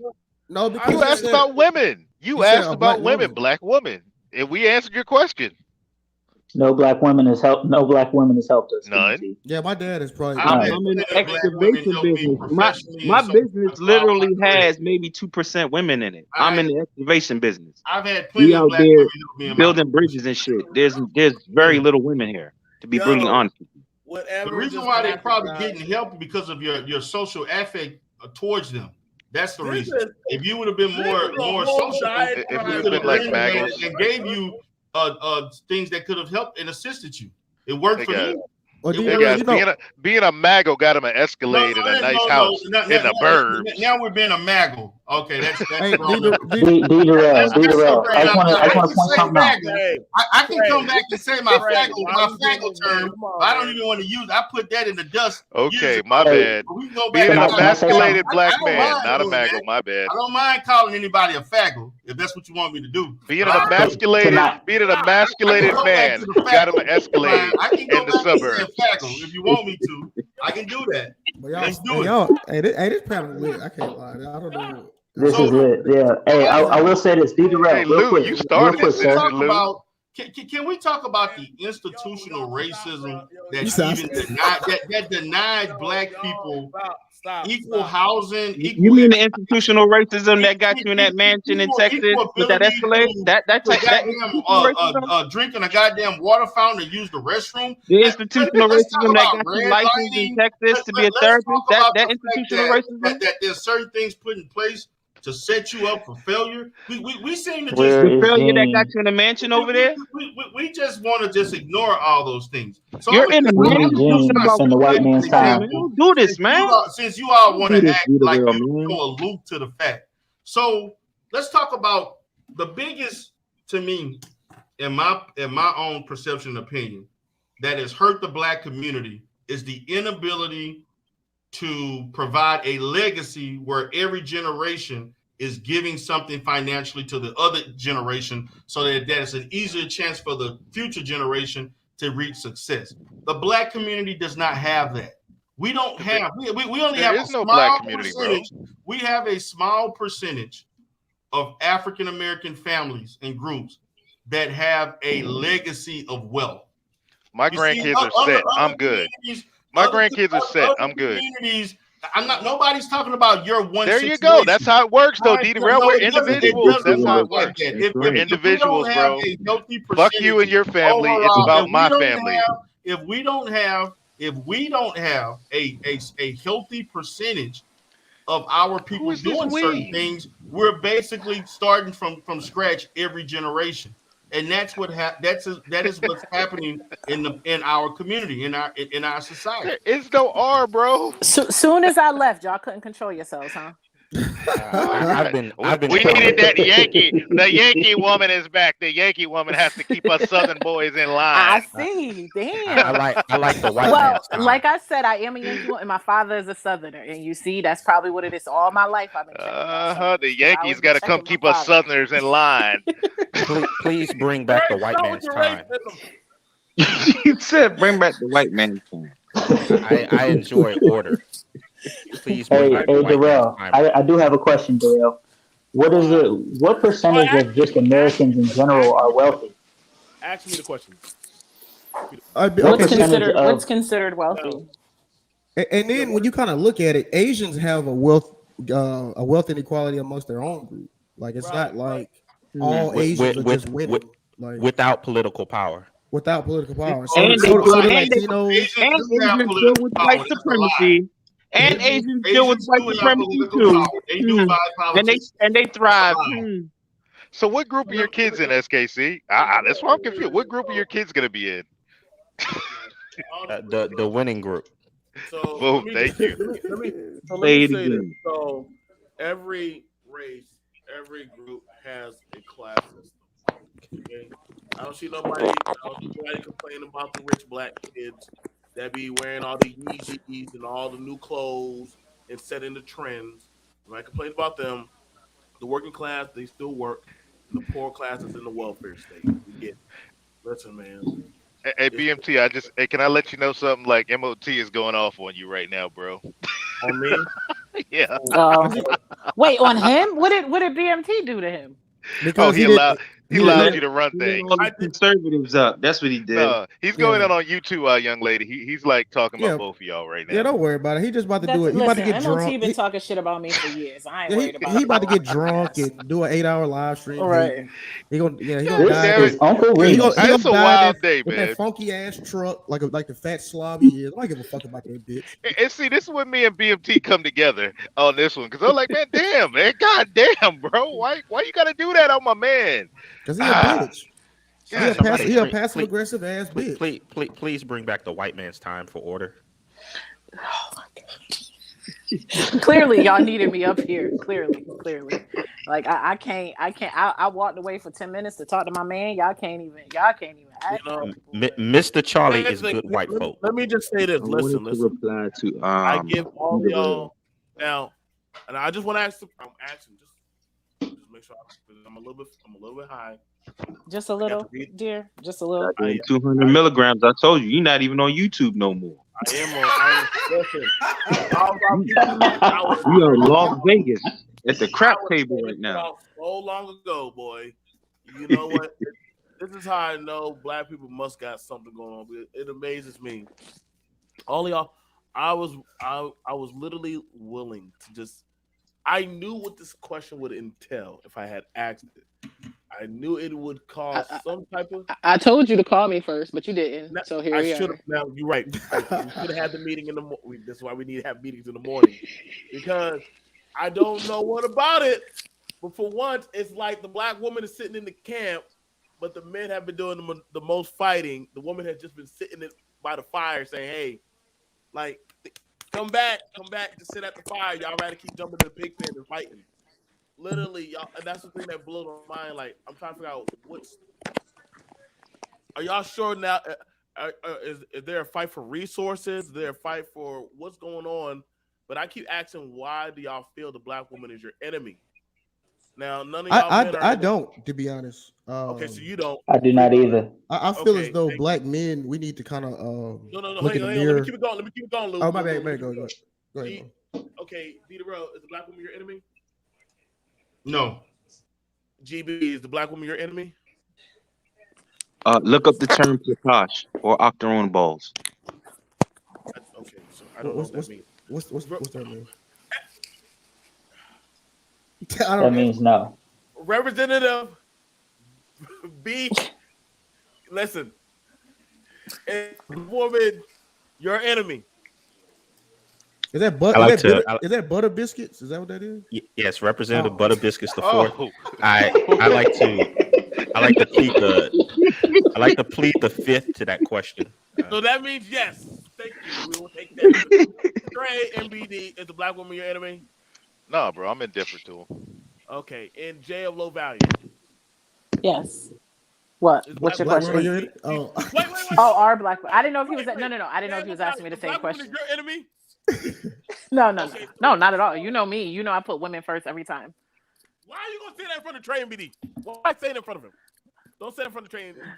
Why? I'm cool, man. I respect in front of men. She don't. Jay.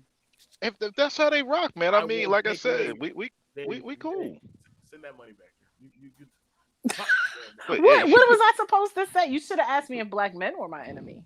But you put that thumbnail back up there, though. Put that thumbnail back up there, though. You know what I'm saying? The question was, are black men my enemy? But to answer that question that you didn't ask, my question is no, black men are not my enemy. I don't discriminate. I got a delivery coming up in Connecticut, too. What'd it do, though? I live in Florida, sir. Oh, shit. Damn. I was just there the other day. Shit, too late. I live in Florida. You over there in Tampa, Orlando. I'm outside of Tampa. Yeah. That's why she's talking about soca. I get it. I got it now. Makes sense. Clearwater. You out there Dutchy whining in Clearwater. I got it. Yeah. I picked up. No, it was Tampa. It was Tampa, actually. It was definitely Tampa. It was Tampa. Yeah, last month I picked up in Let's Go Brandon, like last month. I'm sorry. I apologize. Yeah. I love that city. Let's Go Brandon. Oh God, just don't. Please don't. That's weird. I would just like a clarification. There was some terminology that I did not recognize. Something about a dusty whining and dusty whining. You know what it is. You listen to it's Caribbean music. We were talking about Caribbean music earlier. Okay, thank you. Hey, I wanted we to. can't meet up in Brandon there, Jay. Damn, son. I'm like, yeah, That when boy, I hey, roll back he through on your there. neck. He on your neck. I'm just saying though. I mean, it was On my nice. neck It was hard. country. My He man, said that's not his did you miss enemy. the He part said about I he was on the ain't phone with my different. whole man? Did you miss that part? We don't care. Oh, my No, bad. I wasn't up here. I these are mean, uncultured I men. like Uncultured really, men.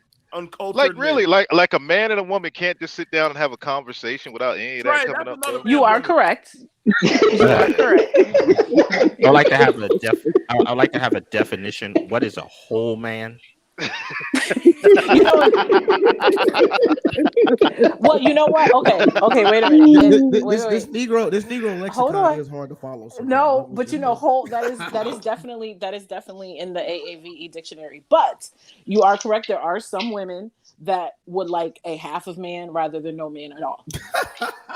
So that basically means is a half a man would be that said woman. No. A half a man would be like a woman that's knowingly sharing her man.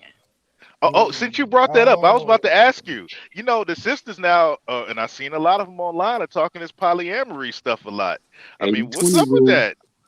Well, that's a lot. That's broke nigga speak, to be honest with you. But it's coming from women though. It ain't coming from both men. sides. Nah, I've seen both sides. That's our other topic tomorrow. That's a topic. I'll be here. I've seen that from both sides, and I do think how it's spoken about in Black people world, how it's spoken about is you know what? We'll speak on it. Talk. Hey, J-Lo, I used to be a bouncer at a swingers club, so I will be here tomorrow. Will you be here? Probably. I don't have nothing else to do. Hey, be here. Yeah, let's do it tomorrow. Let's do it tomorrow. Trey, that's enough for you. That's enough for you. You're not frolicking with my employees. You don't need your ass. But to be fair, Joe, from 46 to 50 is my preferred age range. So, Jay, are you bald headed with a beard? That's let me me. stop.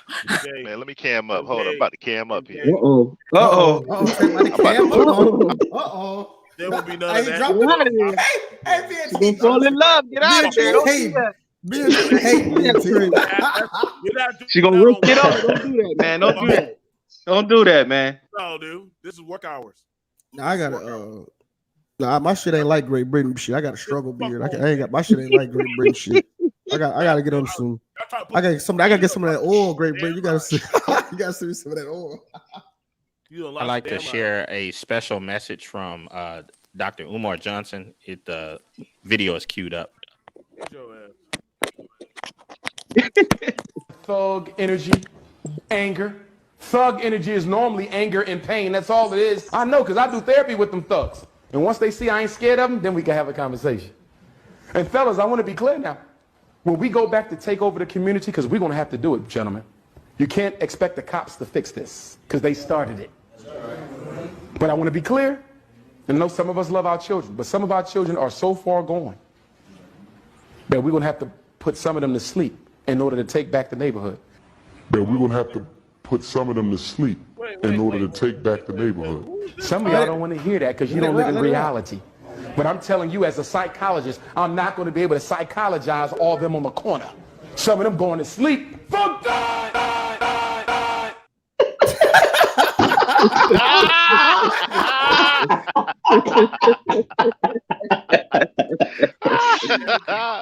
I 100% agree with Dr. Umar. Thank you, David Darrell, for it. Thank you, David Darrell, for helping me to understand Dr. Umar better. Fuck God. I kind of did. Now I didn't kind of. I was okay. Let me say this real quick. That was pretty fucked up what he just said. And I'm not gonna lie. And this, maybe I'm too fucking high. It's time for a nap. It's time to go. It's time to wrap it up. Thank you, Jay. Thank you. That 200 milligrams. Yeah, I'm gonna have to really cash app you though. With y'all, I like to hear BMT's thoughts on. No, I gotta cash app you, BMT. You know what I mean? I feel. I put his. What happened earlier? It's Josiah 1988. Thank you, co-host. That's what's up. Mine is Honeybee J 78. But anyway, go ahead. Listen, No, because I came on the panel and he took an immediate shot at me. And I just don't take kindly to things like that. You know what I mean? Did he really just change his name to 46? Hey, that's his Tinder. That's 46 his beard gang. Tinder. Turned into Tinder. Hey, Trey, he by the beach too? Oh shit. Okay. Trey, get off my phone. Oh man. Trey, Hey, well, BMT. What did you think of what you just heard from the brother Umar? Well, that's opinion. Take it in. So I'm gonna say right now that was if it was said out of a white man's mouth, that would have been some racist shit. You just talked about going to your people, even if they don't agree with you or they're not in the same social status as you, and killing them. I'm not gonna lie, if a white person had said that shit, that would be racist. And the fact that a bunch of black intellectual people were in there and none of them challenged them on that, that's pretty dangerous. I don't think it was by economic class. I think it was by the criminal element. I think that's what he was referring to. That's pretty dangerous. We talking about that 13% that's accounting for 50% of the murders in the country. I think he may need to listen to it again. No, I don't. He wasn't listening. He wasn't listening. Trey, stop. Take it all in. What I do? Okay. Fucking goddamn. Fucking veterans, dude. They're so Fucking hey, you know on the 5, man. You know this is all we did on the 5, man. If shit won't go down, all we did was go at each other.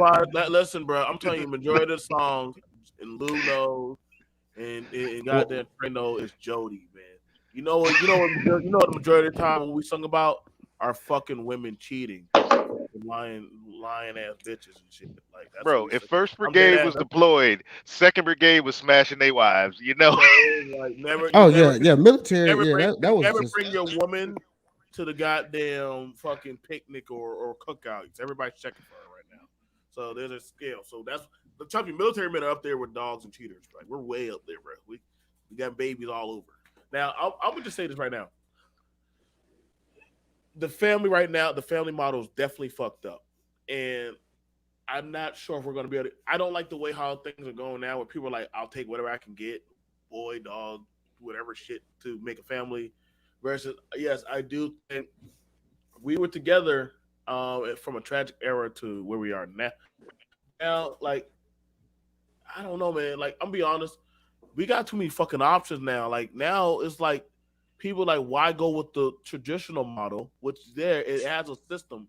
It's a known system, but other people, I'm not sure, man. Like that's why I'm more tribalistic about who I let around my people now, because I don't like foreign process entities. Like my cousin, she's with a woman. I'm like, okay. Can I ask you a question? So when you say that one, unless we adopt, like, it's like this new family thing.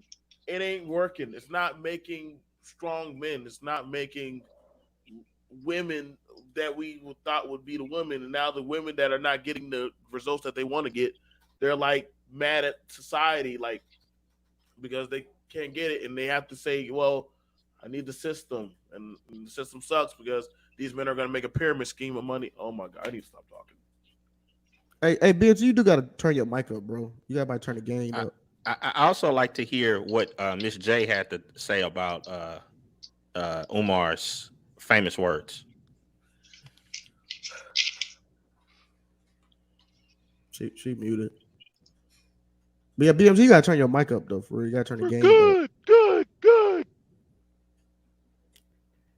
But BMG, let me ask you a question. She's not there. You said about the tribal thing. So when you say a tribe, is it just based on, like the skin color, or was it like more? Is it more to the criteria? Like, is it off like religion? Is it off like? So Lou, you asked a good question. At this point now, I am not generally a fan of Umar. A broken clock is right twice a day.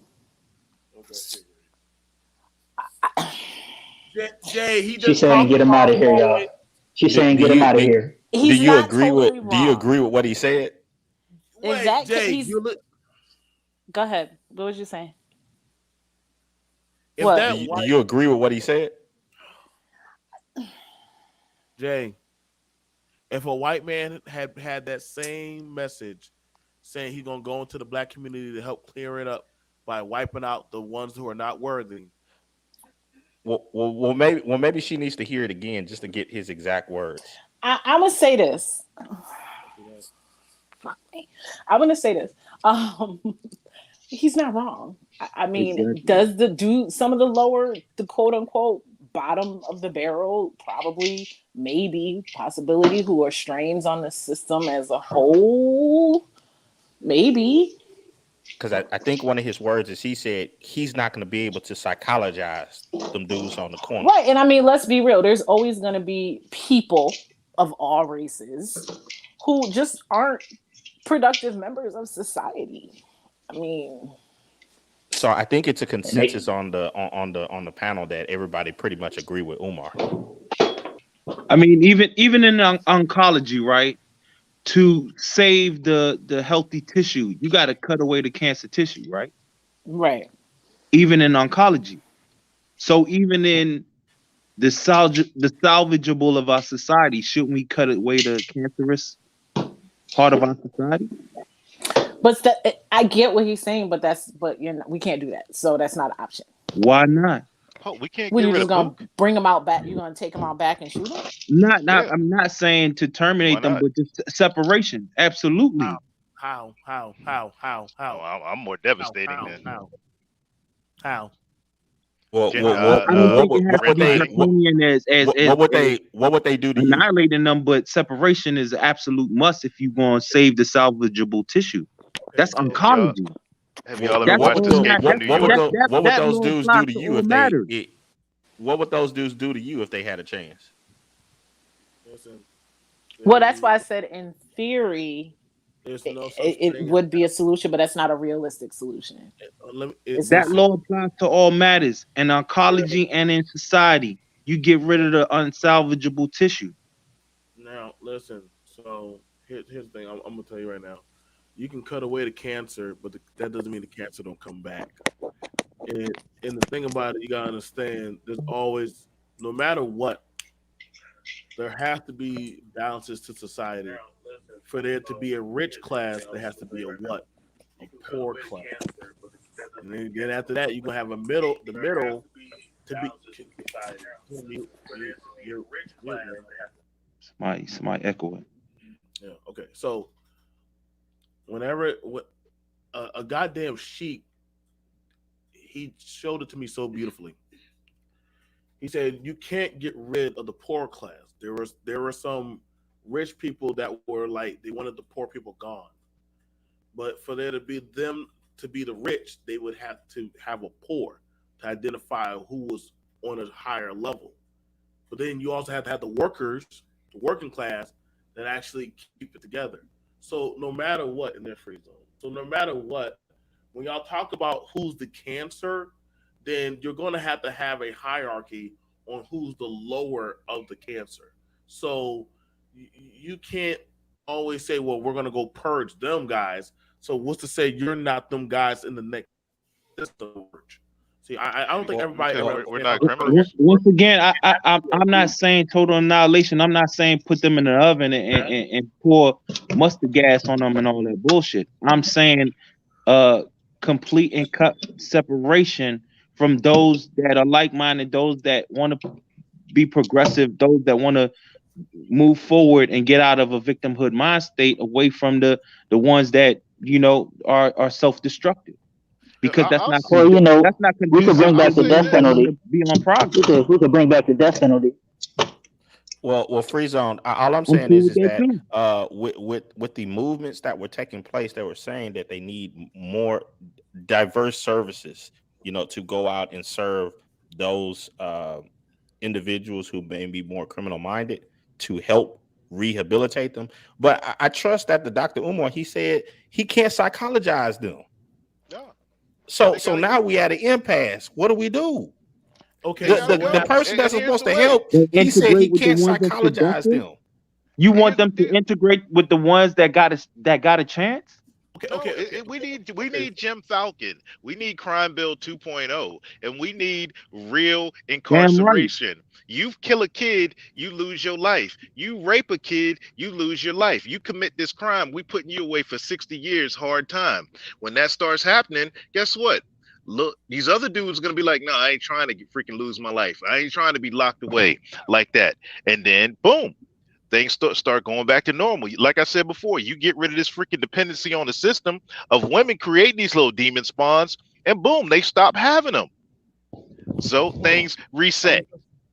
I'm just saying, and the data does support that prior to the first crime bill, crime was way up, and once they put that in there, crime dropped like crazy, and now it's spiking again. New York, Giuliani put in his task force, and crime decreased in New York City. Absolutely. Hey, hold the fuck up. Hold the fuck up. It gets better. What the hell is wrong with Classic Ruby? Can you bring Classic Ruby's comment up? No, listen. No, y'all guys. Y'all are talking about a whole caste system. Y'all literally want a caste system. Yes, I just trust the doctor. The doctor said that he can't psychologize them, man. Y'all literally want caste system. That is no. crazy. I'm just saying. No, okay. Dr. Umar. Dr. Umar is a licensed. He is a licensed individual. Would you raise your children in the hood, dog? Would you raise your children in the hood? Would you do that? He's in the same seat as D. Darrell. And he's telling you he can't psychologize them. They beyond the pale. And these women, man, they swear they want a cape for these pooks. Oh man, next thing you know, y'all gonna be in a chopping block. No, we won't. We're not criminals. We're not pook. We don't live that life. I guess I don't y'all care women about reforming no bail bonds, and I don't break the law. That's not for me. Fuck that prison reform. I'm about job reform, tax reform. Yeah, I want the platinum plan. I want black businesses and opportunity zones and 125 billion over each year for 4 years to be allocated to build businesses. I just want to say Pooks. I just want to interrupt and say that Pooks is fucking hilarious. Hey, Great Britain. I know you want all that, but you can't do what white people do. And you know what? You want to see it work? Hey, you know what? Okay, here. I'll be the Huckleberry on the platinum plan, which I disagree with 45 on.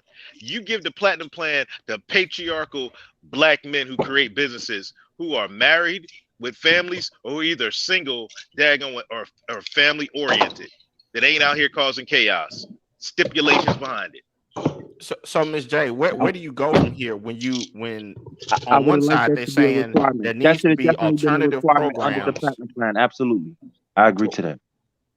Where do you go from here, Ms. J, when you have one side saying there needs to be alternative programs to help rehabilitate these people, but then you have the people who's going to rehabilitate them, they saying they can't psychologize them?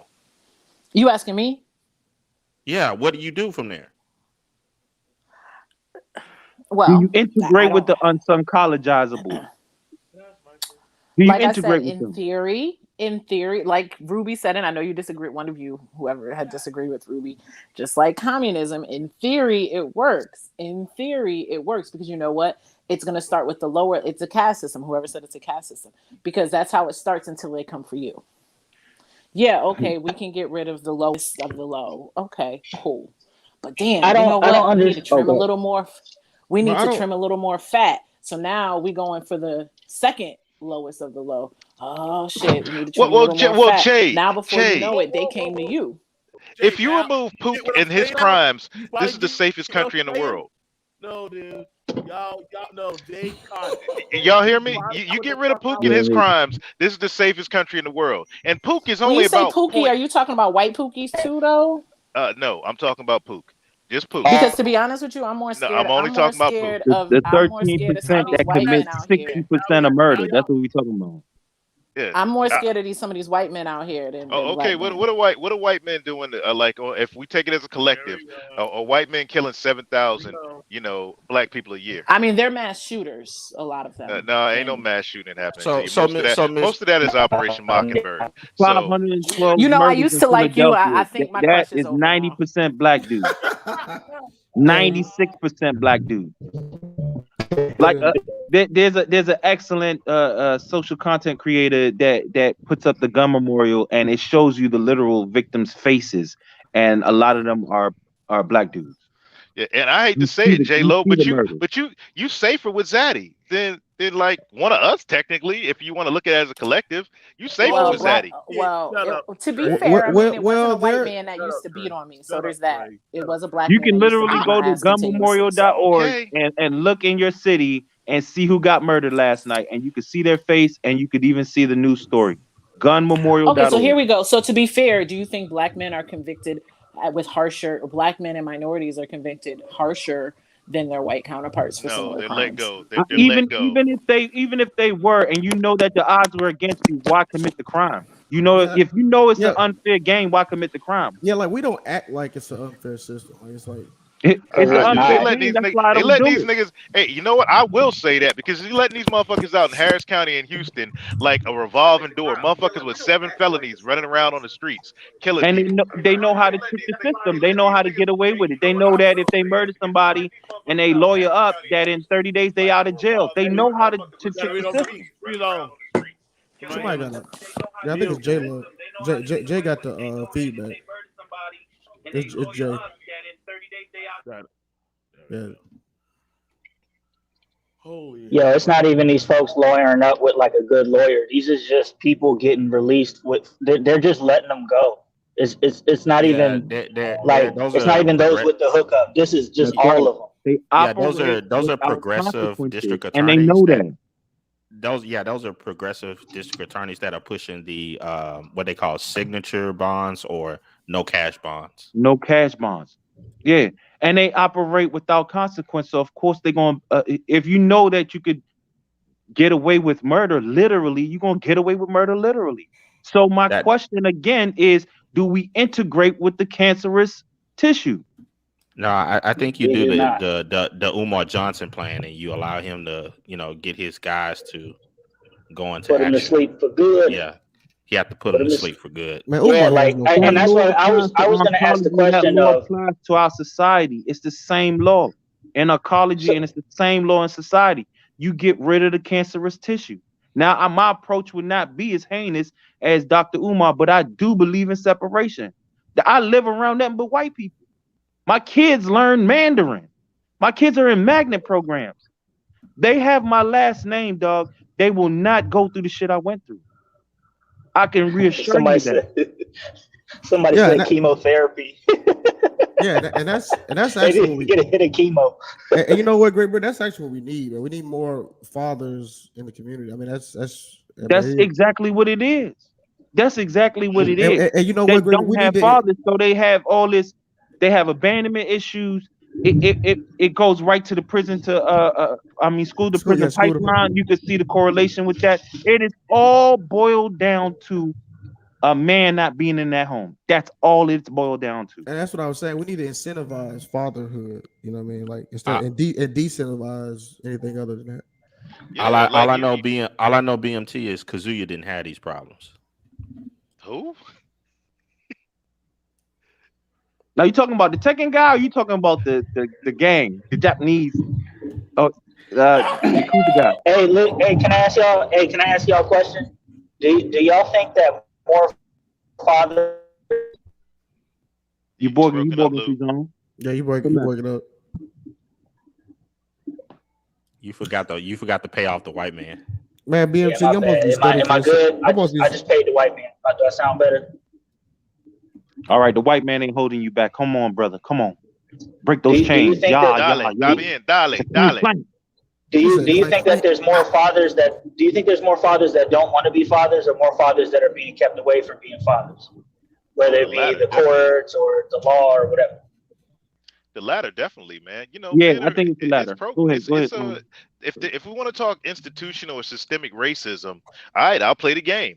That's where it's at. You got black men specifically being held from being the father of their kids. Like, okay, if we talk about all these second chances for dudes to come out, the system to get their lives together, man, it's still they could be with the ratchetest of ratchetest moms, and this dude can get his life around, but because he got a couple felonies, he can't get the kid. So ratchet mom in Section 8 housing with 20 baby daddies gets the kid, and the cycle repeats. If you want to talk systemic anything, that's what it is right there. I like seeing BNT this happy.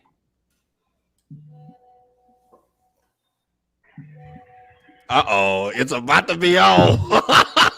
He finna level up. He finna level up. He just went up another level. I'm going up. I don't even want to engage. The mountain. I don't even want to engage. I just want to listen to these people go back and hold on. Before Ruby gets started to obliterate y'all, I just have one thing to say because my phone is ready to die. Oh my God! Did she know who she up here with? Did she Let's know go. She up here with? I just want to say one thing. One thing because, like I said, my phone is about to die. So and don't say it. I want to say this. It's funny how y'all call me the evil feminist. I'm always like the evil feminist on this panel. Like we don't say that. Nobody says maybe it. not. Yes, we they got do. your They back up here. However, you ain't the evil feminist. That's false. False accusation. However, let me finish. As the evil feminist, y'all are way more harsher on black men than I am. So I just want to say, for somebody that supposedly, and I've heard on this, maybe not from anyone that's up here right now at this second, but I have been told on this panel many times that I hate men and I do not like black men, and on and on it goes, everything bad about black men. But y'all are way harsher on black men than I am. You know what it is, Jay? You know what it is? We just check our own. Yeah. Hey, Say Jay, it again, bro. Hey, next time I'm in Florida, though. Hey, next time I'm in Florida, though, Jay. Yeah. On that note, I'm gonna go because evil iPhone, and I don't have wireless headphones, so I have to charge my phone. So we'll come back in like 15 minutes because I cannot be here long. I've been here up by myself with all these men the whole time. I know, but my husband is home this week and he's in the shower now. So I'm like, okay, I'll jump on. But when he gets out of the shower, somebody play the Canadian national anthem. Play the Canadian national anthem. Play the intro music for Ruby. She about to let us have it, fellas. No, just I got some requests to come up, so okay, I will come up then and explain my position. Because the first thing I said, right, which is, if you kill bacteria in the body, I mean, it's good to kill off bad bacteria, but we're like 60% bacteria. So if you were to kill off all of the bacteria in the human body, the organism will die. Right? Well, because we're talking about tumors. Oh, but here's the thing, though. You can't just talk about tumors, right? Because there's not just one type of dysfunction or one type of problem within the Black community that would need to be remedied. So you can't just talk about tumors and then pretend that that's the proper equivalent to fixing the Black community. Not tumors. Bacteria is not tumors. Yeah. No, hey, Ruby, you're Jamaican too, right? And you just like wait for your turn to talk. I'm saying, are you Jamaican too? We have good bacteria and we have bad bacteria. There's no such thing as good cancer. Okay. So again, did you want to just like ignore what I said? Where I said absolutely, there's cancer, and there's also bacteria. And there's also viruses, and there's also degenerative diseases. There's a lot of different types of things that can hurt an organism. Just like there are many. Tumors. Just like you only mentioned tumors. I didn't only mention tumors. First of all, second of all, and this is exactly my point. You're right. There is no such thing as a good virus. However, right, there's no such thing as a great disease. But then some diseases have a function, right? What is the function of sickle cell anemia? There's something called good tissue, and there's something called cancerous tissue. Though. Are you going to just interrupt me every two words? Because if you are, I might as well just leave. No. Go ahead. My apologies. Mea culpa. Go ahead. Hey, Thank give her you. light skin privileges, y'all. Give her light skin You know privileges. what I mean? Damn. But so now you say here, it like that. right? But recognize. I know I look a little dark in the picture, but I'm light skinned. Okay, no, I'm kidding. But for real. So here's what we have to look at, right? Is when we first of all, we cannot define all of the dysfunction in the Black community as cancer. First of all, it's very myopic, and it's very reductive because ultimately, right, there are some cancers, but they are the very small minority. The cancers are the ones that are born bad, live bad, gonna die bad, they're bad, right? You need to excise them because honestly, they're that 2% they're just born sociopath. They're here to cause destruction and to be users and to hurt, right? Okay, those are cancers. But the thing is, the majority of the dysfunction in the Black community is not cancer. It's harmful, it's destructive, it's creating problems. But the problem is, if we are so myopic and reductive that we decide we want to define all of it as cancer, right? Then what we're going to end up doing is we're going to end up excising bacteria, be it good, healthy bacteria or bad bacteria. And what are we going to do if we excise all bacteria? We're going to kill the organism, right? So that's why, first of all, it's important for us to not be so all-encompassing and reductive with our definitions. And secondly, why it would be harmful if we were to do this. Because if we cut everything out like it's cancer, we're going to surely die. So what's a better option than doing that, right? Because the thing is right now... Is this foreplay talk? No. So well, the thing is... Can I say something? You good? Give me give me 35 seconds and I'll be done. I promise. Go ahead. I know your man's in the shower. Go ahead. Yeah. Okay. So, well, then what do we do? Because obviously, yes, we do need solutions. The thing is, we aren't good right now, right? Men, women, whether you think you're functional or not, we are not actually good at identifying functional. We're not. We are really good at identifying people who parrot back things that we want to hear or who are acting right, right? We know how to identify that. We aren't really good at identifying the key things within a human being that makes them productive or counterproductive to our mission or to our cause, or who, like, for example, I know you guys have probably heard this. It's been going on in the streets the last few weeks where they're talking about pick-me's versus fake pick-me's. To me, it's more about good women versus pick-me's, but I digress. The point is she good? Or is she just faking the funk because she wants to make money off a bunch of incels, right? And men Could are she not... hook a steak up? I mean, does her legs look right? Does she hit the gym? Does she keep fit? But see, that's all stuff that you can put on. And that actually has always been my concern in these streets for the last 5 years. I've been trying to teach men that, hey, just because she looks good and she says the right things, she says all the things you want to hear a beautiful woman say, and she acts right to get the ring, it doesn't mean when she gets the ring that she's going to continue that. Because in and of itself, acting right, mimicking, parroting, doing all the right things doesn't mean that the heart is right. Right? Doesn't mean that the soul is right. And so women can, because women are actually way more logical and way more intelligent than people give them credit for. Women can maintain pretending for 5 years, 10 years. We don't care about the intelligence, Ruby. We don't care about the intelligence. But see, here's the thing. You don't have to care about the intelligence. What you have to care about is the effect of the intelligence. Because if you don't understand that women are intelligent and way more logical than you think they are, then you're going to think, oh, well, she's beautiful and she's saying the right stuff and she's acting the right ways. Oh, she must be right, even though she's not. This is all just a game. Right, but we're not good at judging those things. And I'm going to say vice versa with the women. We're not good at judging things correctly. So honestly, we're not even in a good place right now for us to identify the difference between cancer, bacteria, virus, degenerative disease, so on and so forth, what's fixable, what's not.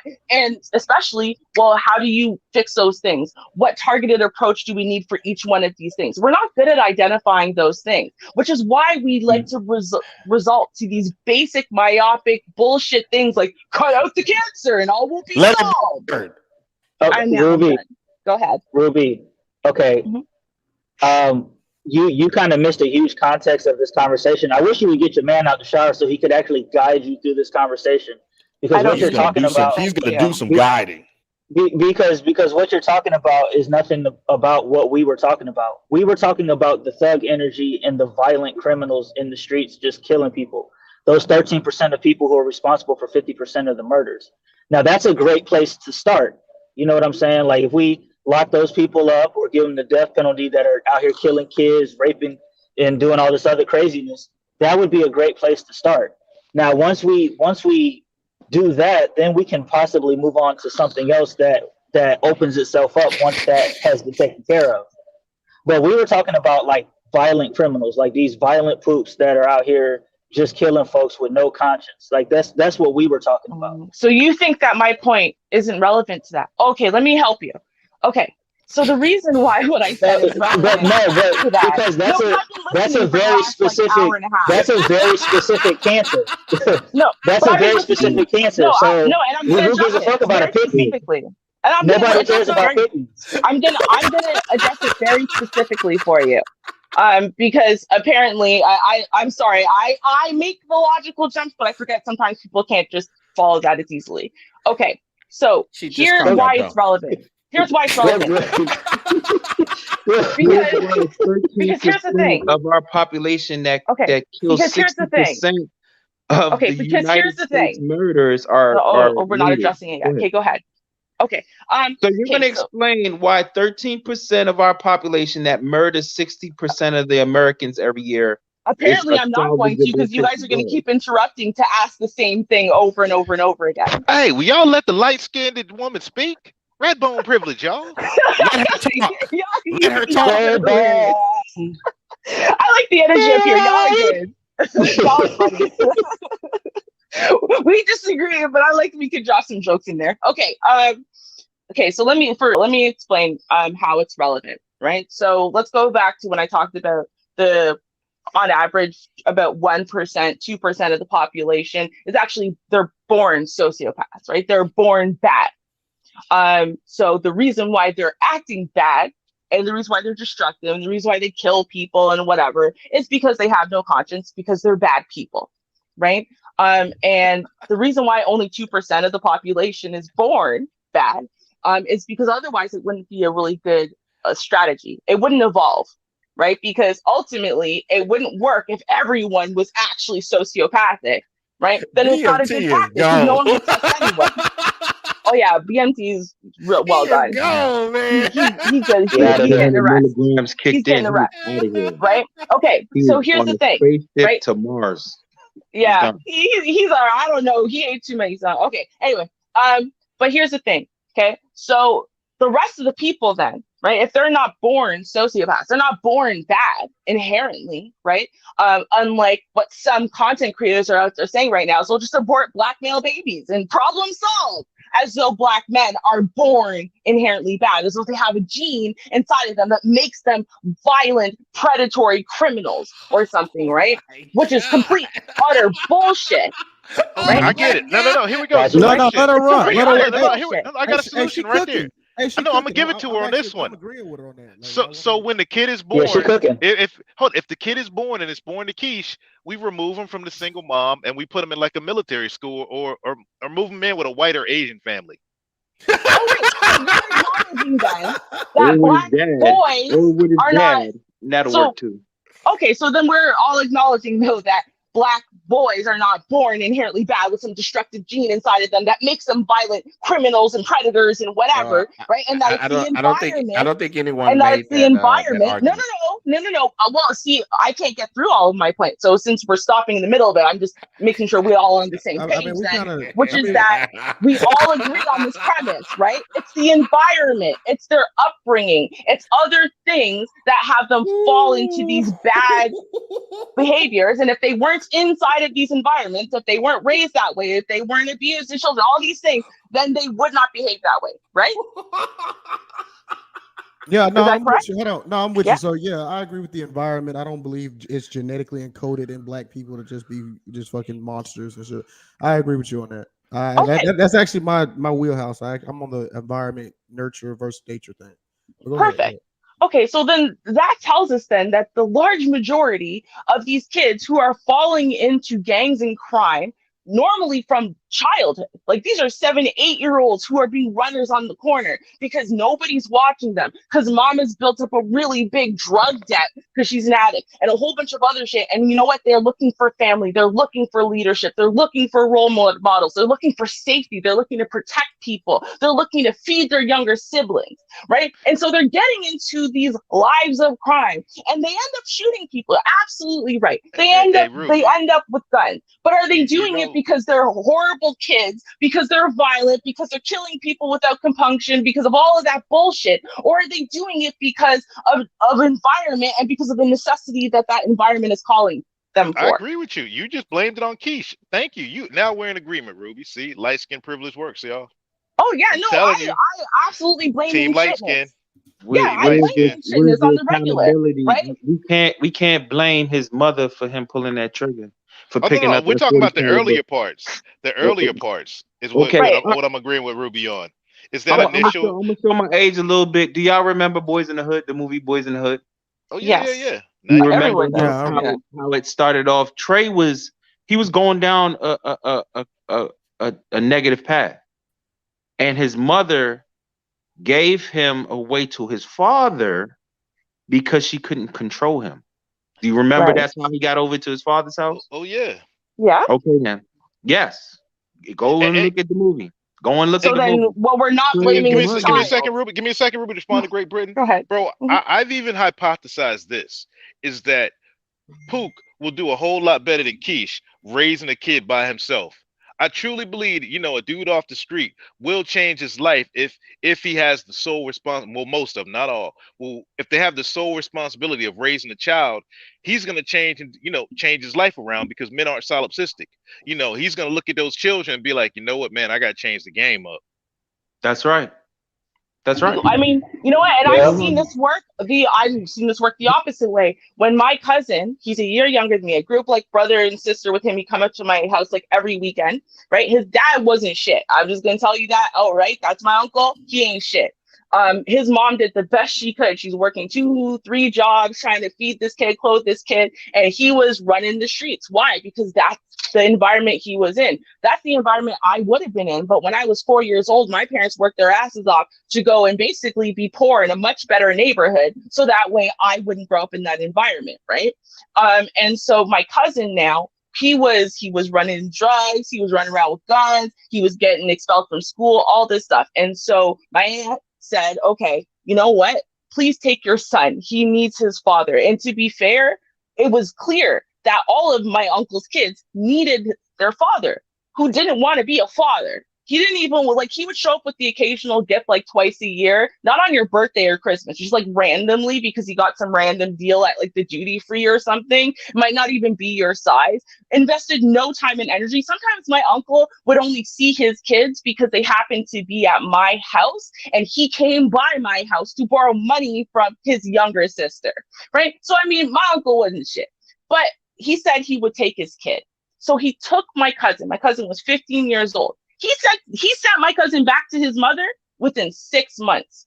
And that was, my cousin went to jail nonstop since he was 15 years old. Right now he's sitting in prison, murder 1 charges. Got his older brother caught up in those murder 1 charges. So they're both sitting in prison on murder 1 charges. He spent more of his whole life in prison than outside. His baby mother, okay, he got his baby mother addicted to drugs, heroin, so that way he could then pimp her out, so that way he didn't have to work. I'm not even kidding, okay? So when I think that, I say the role of the father is incredibly necessary and incredibly deep on how these kids turn out, absolutely, right? But it's not always the case that, the mama ain't shit, sometimes the daddy ain't shit, sometimes they both ain't shit. But what we do know for sure is that 2 parents who ain't worth a damn, who also have a kid inside a neighborhood, right? That the only role models, the only love, the only extra family they're going to get, right, are a bunch of criminals, are the gangs, are these places that, sure, you can get all of that love and that respect and that belonging that you want, but you got to run this drug from here to here. You got to pick up that gun. You got to shoot someone to be in. Either you're in or you're out. Once you're in, well, you better follow through, or it's going to be your head on the chopping block, so on and so forth. And this is happening to these kids when they're 9, 10, 11, 12, right? So now they're in it, and there doesn't seem like there's a way out of it. Okay, Ruby, when do we insert accountability in this soliloquy? Well, Those same here's the neighborhoods. thing. I'm still talking about 12-year-olds. Those same neighborhoods that got the Pookie selling rocks, and you know, you can join this gang, or you join the Brims, or you join this. They got YMCAs, they got coaches, they got after school programs. You are the sum of your experiences and your decisions. Whichever way you go is the way your life is going to turn out. That same kid who got jumped in and joined the Brims, he could have went to the YMCA and got up with Coach Greg and took up boxing or took up football, and then went A1 or to a Division I league school. So it's all the sum of your decisions. There's no excuses. You know what, though? There is a lot. These aren't excuses, there's reasons. No, because here's the thing, though, right? You're talking about life, and you're talking about this situation and scenario like somehow or another every kid goes, well, there's the YMCA and these causes. You're saying, no, this is what you said, right? You said, listen, there's a YMCA right there, and I can go to the YMCA and do this positive shit, or I can gangbang. You know what I want to do at 9 years old? I want to gangbang. That's what you're saying. I'm talking about it from a guy that came out of Southeast DC. That's what I'm talking about. That lived in West Side Baltimore. That's what I'm talking about it from. And I've run my next generation to an area they know nothing about West Side Baltimore. They don't know nothing about it. Right. My kids are learning Mandarin. My kids are in magnet programs. Right. When my eyes closed, they would be better off than I am. Yes. So no, and there's no excuse. Nobody didn't give me nothing. I had to get my ass up and go get it. Yes, nobody you gave did. me Let me ask you a question. Hold on. The only person that gave me something was my father, and told me to go get a CDL so I could join his business. That's it. Let me ask you a question. Oh, so look, you actually already answered the question. Thank you. Thank you. Thank you. You had a father? Thank you. You had a father? Thank you. Yes, ma'am. Thank you. Yes, Thank ma'am. you. I had a mother too. You had a father? You had a male role model? You had a male to aspire to? You had a male to look up to that had your back, that showed you that parental love and showed you that parental role model, and he sent you in a good direction? Oh my God. Yes, well, every little boy has that. So I'm sure that every little boy has your experience. It could have very well went the other way. I have friends that went the other way. It could have very well went the other way. Because you did. Some of them do. A lot of them don't. A lot of them don't. To be brutally honest with you, a lot of them don't. Right. Some of them did. This is what I'm saying. You're talking about personal accountability, and we just talked first about the importance of a father in a child's life. You have a father in your life, and then you're saying, well, all these boys who don't have fathers, they should have magically what intuited what a father would have said. But I chose something better for my life. You had a dad. No, I had decisions that I needed to make. You had a father. Stop it. I take accountability. No, my pops didn't. And your kids have fathers. For me. He didn't take the test for me. He didn't read those books for me. He didn't do the inspection on the truck engine inspection. I had to do it myself. Then fathers don't matter, do they? Fathers do absolutely matter. Hey. Yes, I just made the example. Choose a square, bro. Choose a square and stand on it. Either fathers matter or they don't. Here's a square. I just made the example. When Trey was with his mother living in LA, he was doing negative shit. When they went to go see the dead body, remember, you want to see a dead body? And his friends went and showed him the dead body. He was fighting in class. He was cussing people out. He was angry at the world. His mother could not control him. She called up his father. She said, I'm going to let him live with you for 1 summer. 1 summer. Trey's father said, okay, bring the boy. He ended up raising that boy to go to college. Now, Trey made the decisions to listen to his father. Remember, he was going to go shoot at the dudes who killed Ricky. And his father talked him out of it. But he is the sum of all his decisions. He went off to go to college. You are the sum of I your feel like own you don't experiences and listen to decisions. yourself. Like I I am really feel listening like to you don't myself. listen to yourself at all. Hey, where Okay, was I LeBron's understand father? that. I understand that, but okay, make an example. I hear Where was what you're saying. Make an example. LeBron James? Where was his father? I don't know LeBron James. Exactly. He's the sum His of his father was not decisions. there.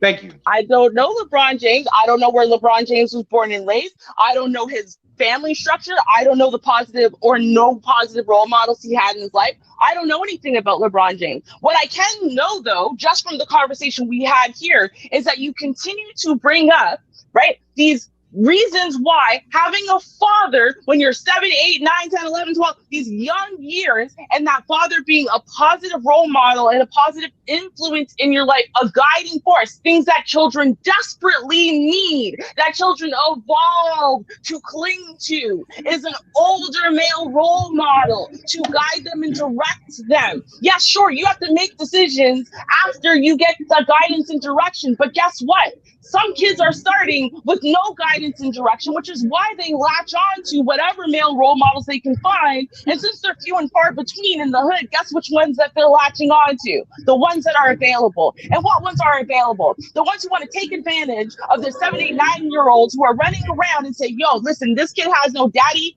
I'll be his daddy, so that way he can run drugs for me, so that way he can run guns for me, so that way he can be loyal to me because I'm trying to build my shit, right? So at the end of the day, you are negating wholly. At the same time, you're saying, no, fathers are pivotal, fathers are crucial, and then turning around and then negating exactly why they're crucial. Hey, which dovetails back to the point that Trey MBD said, we need to advocate more laws to give fathers custody of their children. Hello? That all that Hi. soliloquy boils Wait. back down to Hold on. Hi. dovetailing back to what he said maybe Wait, hold on for a maybe second, 2 Great hours Britain. ago.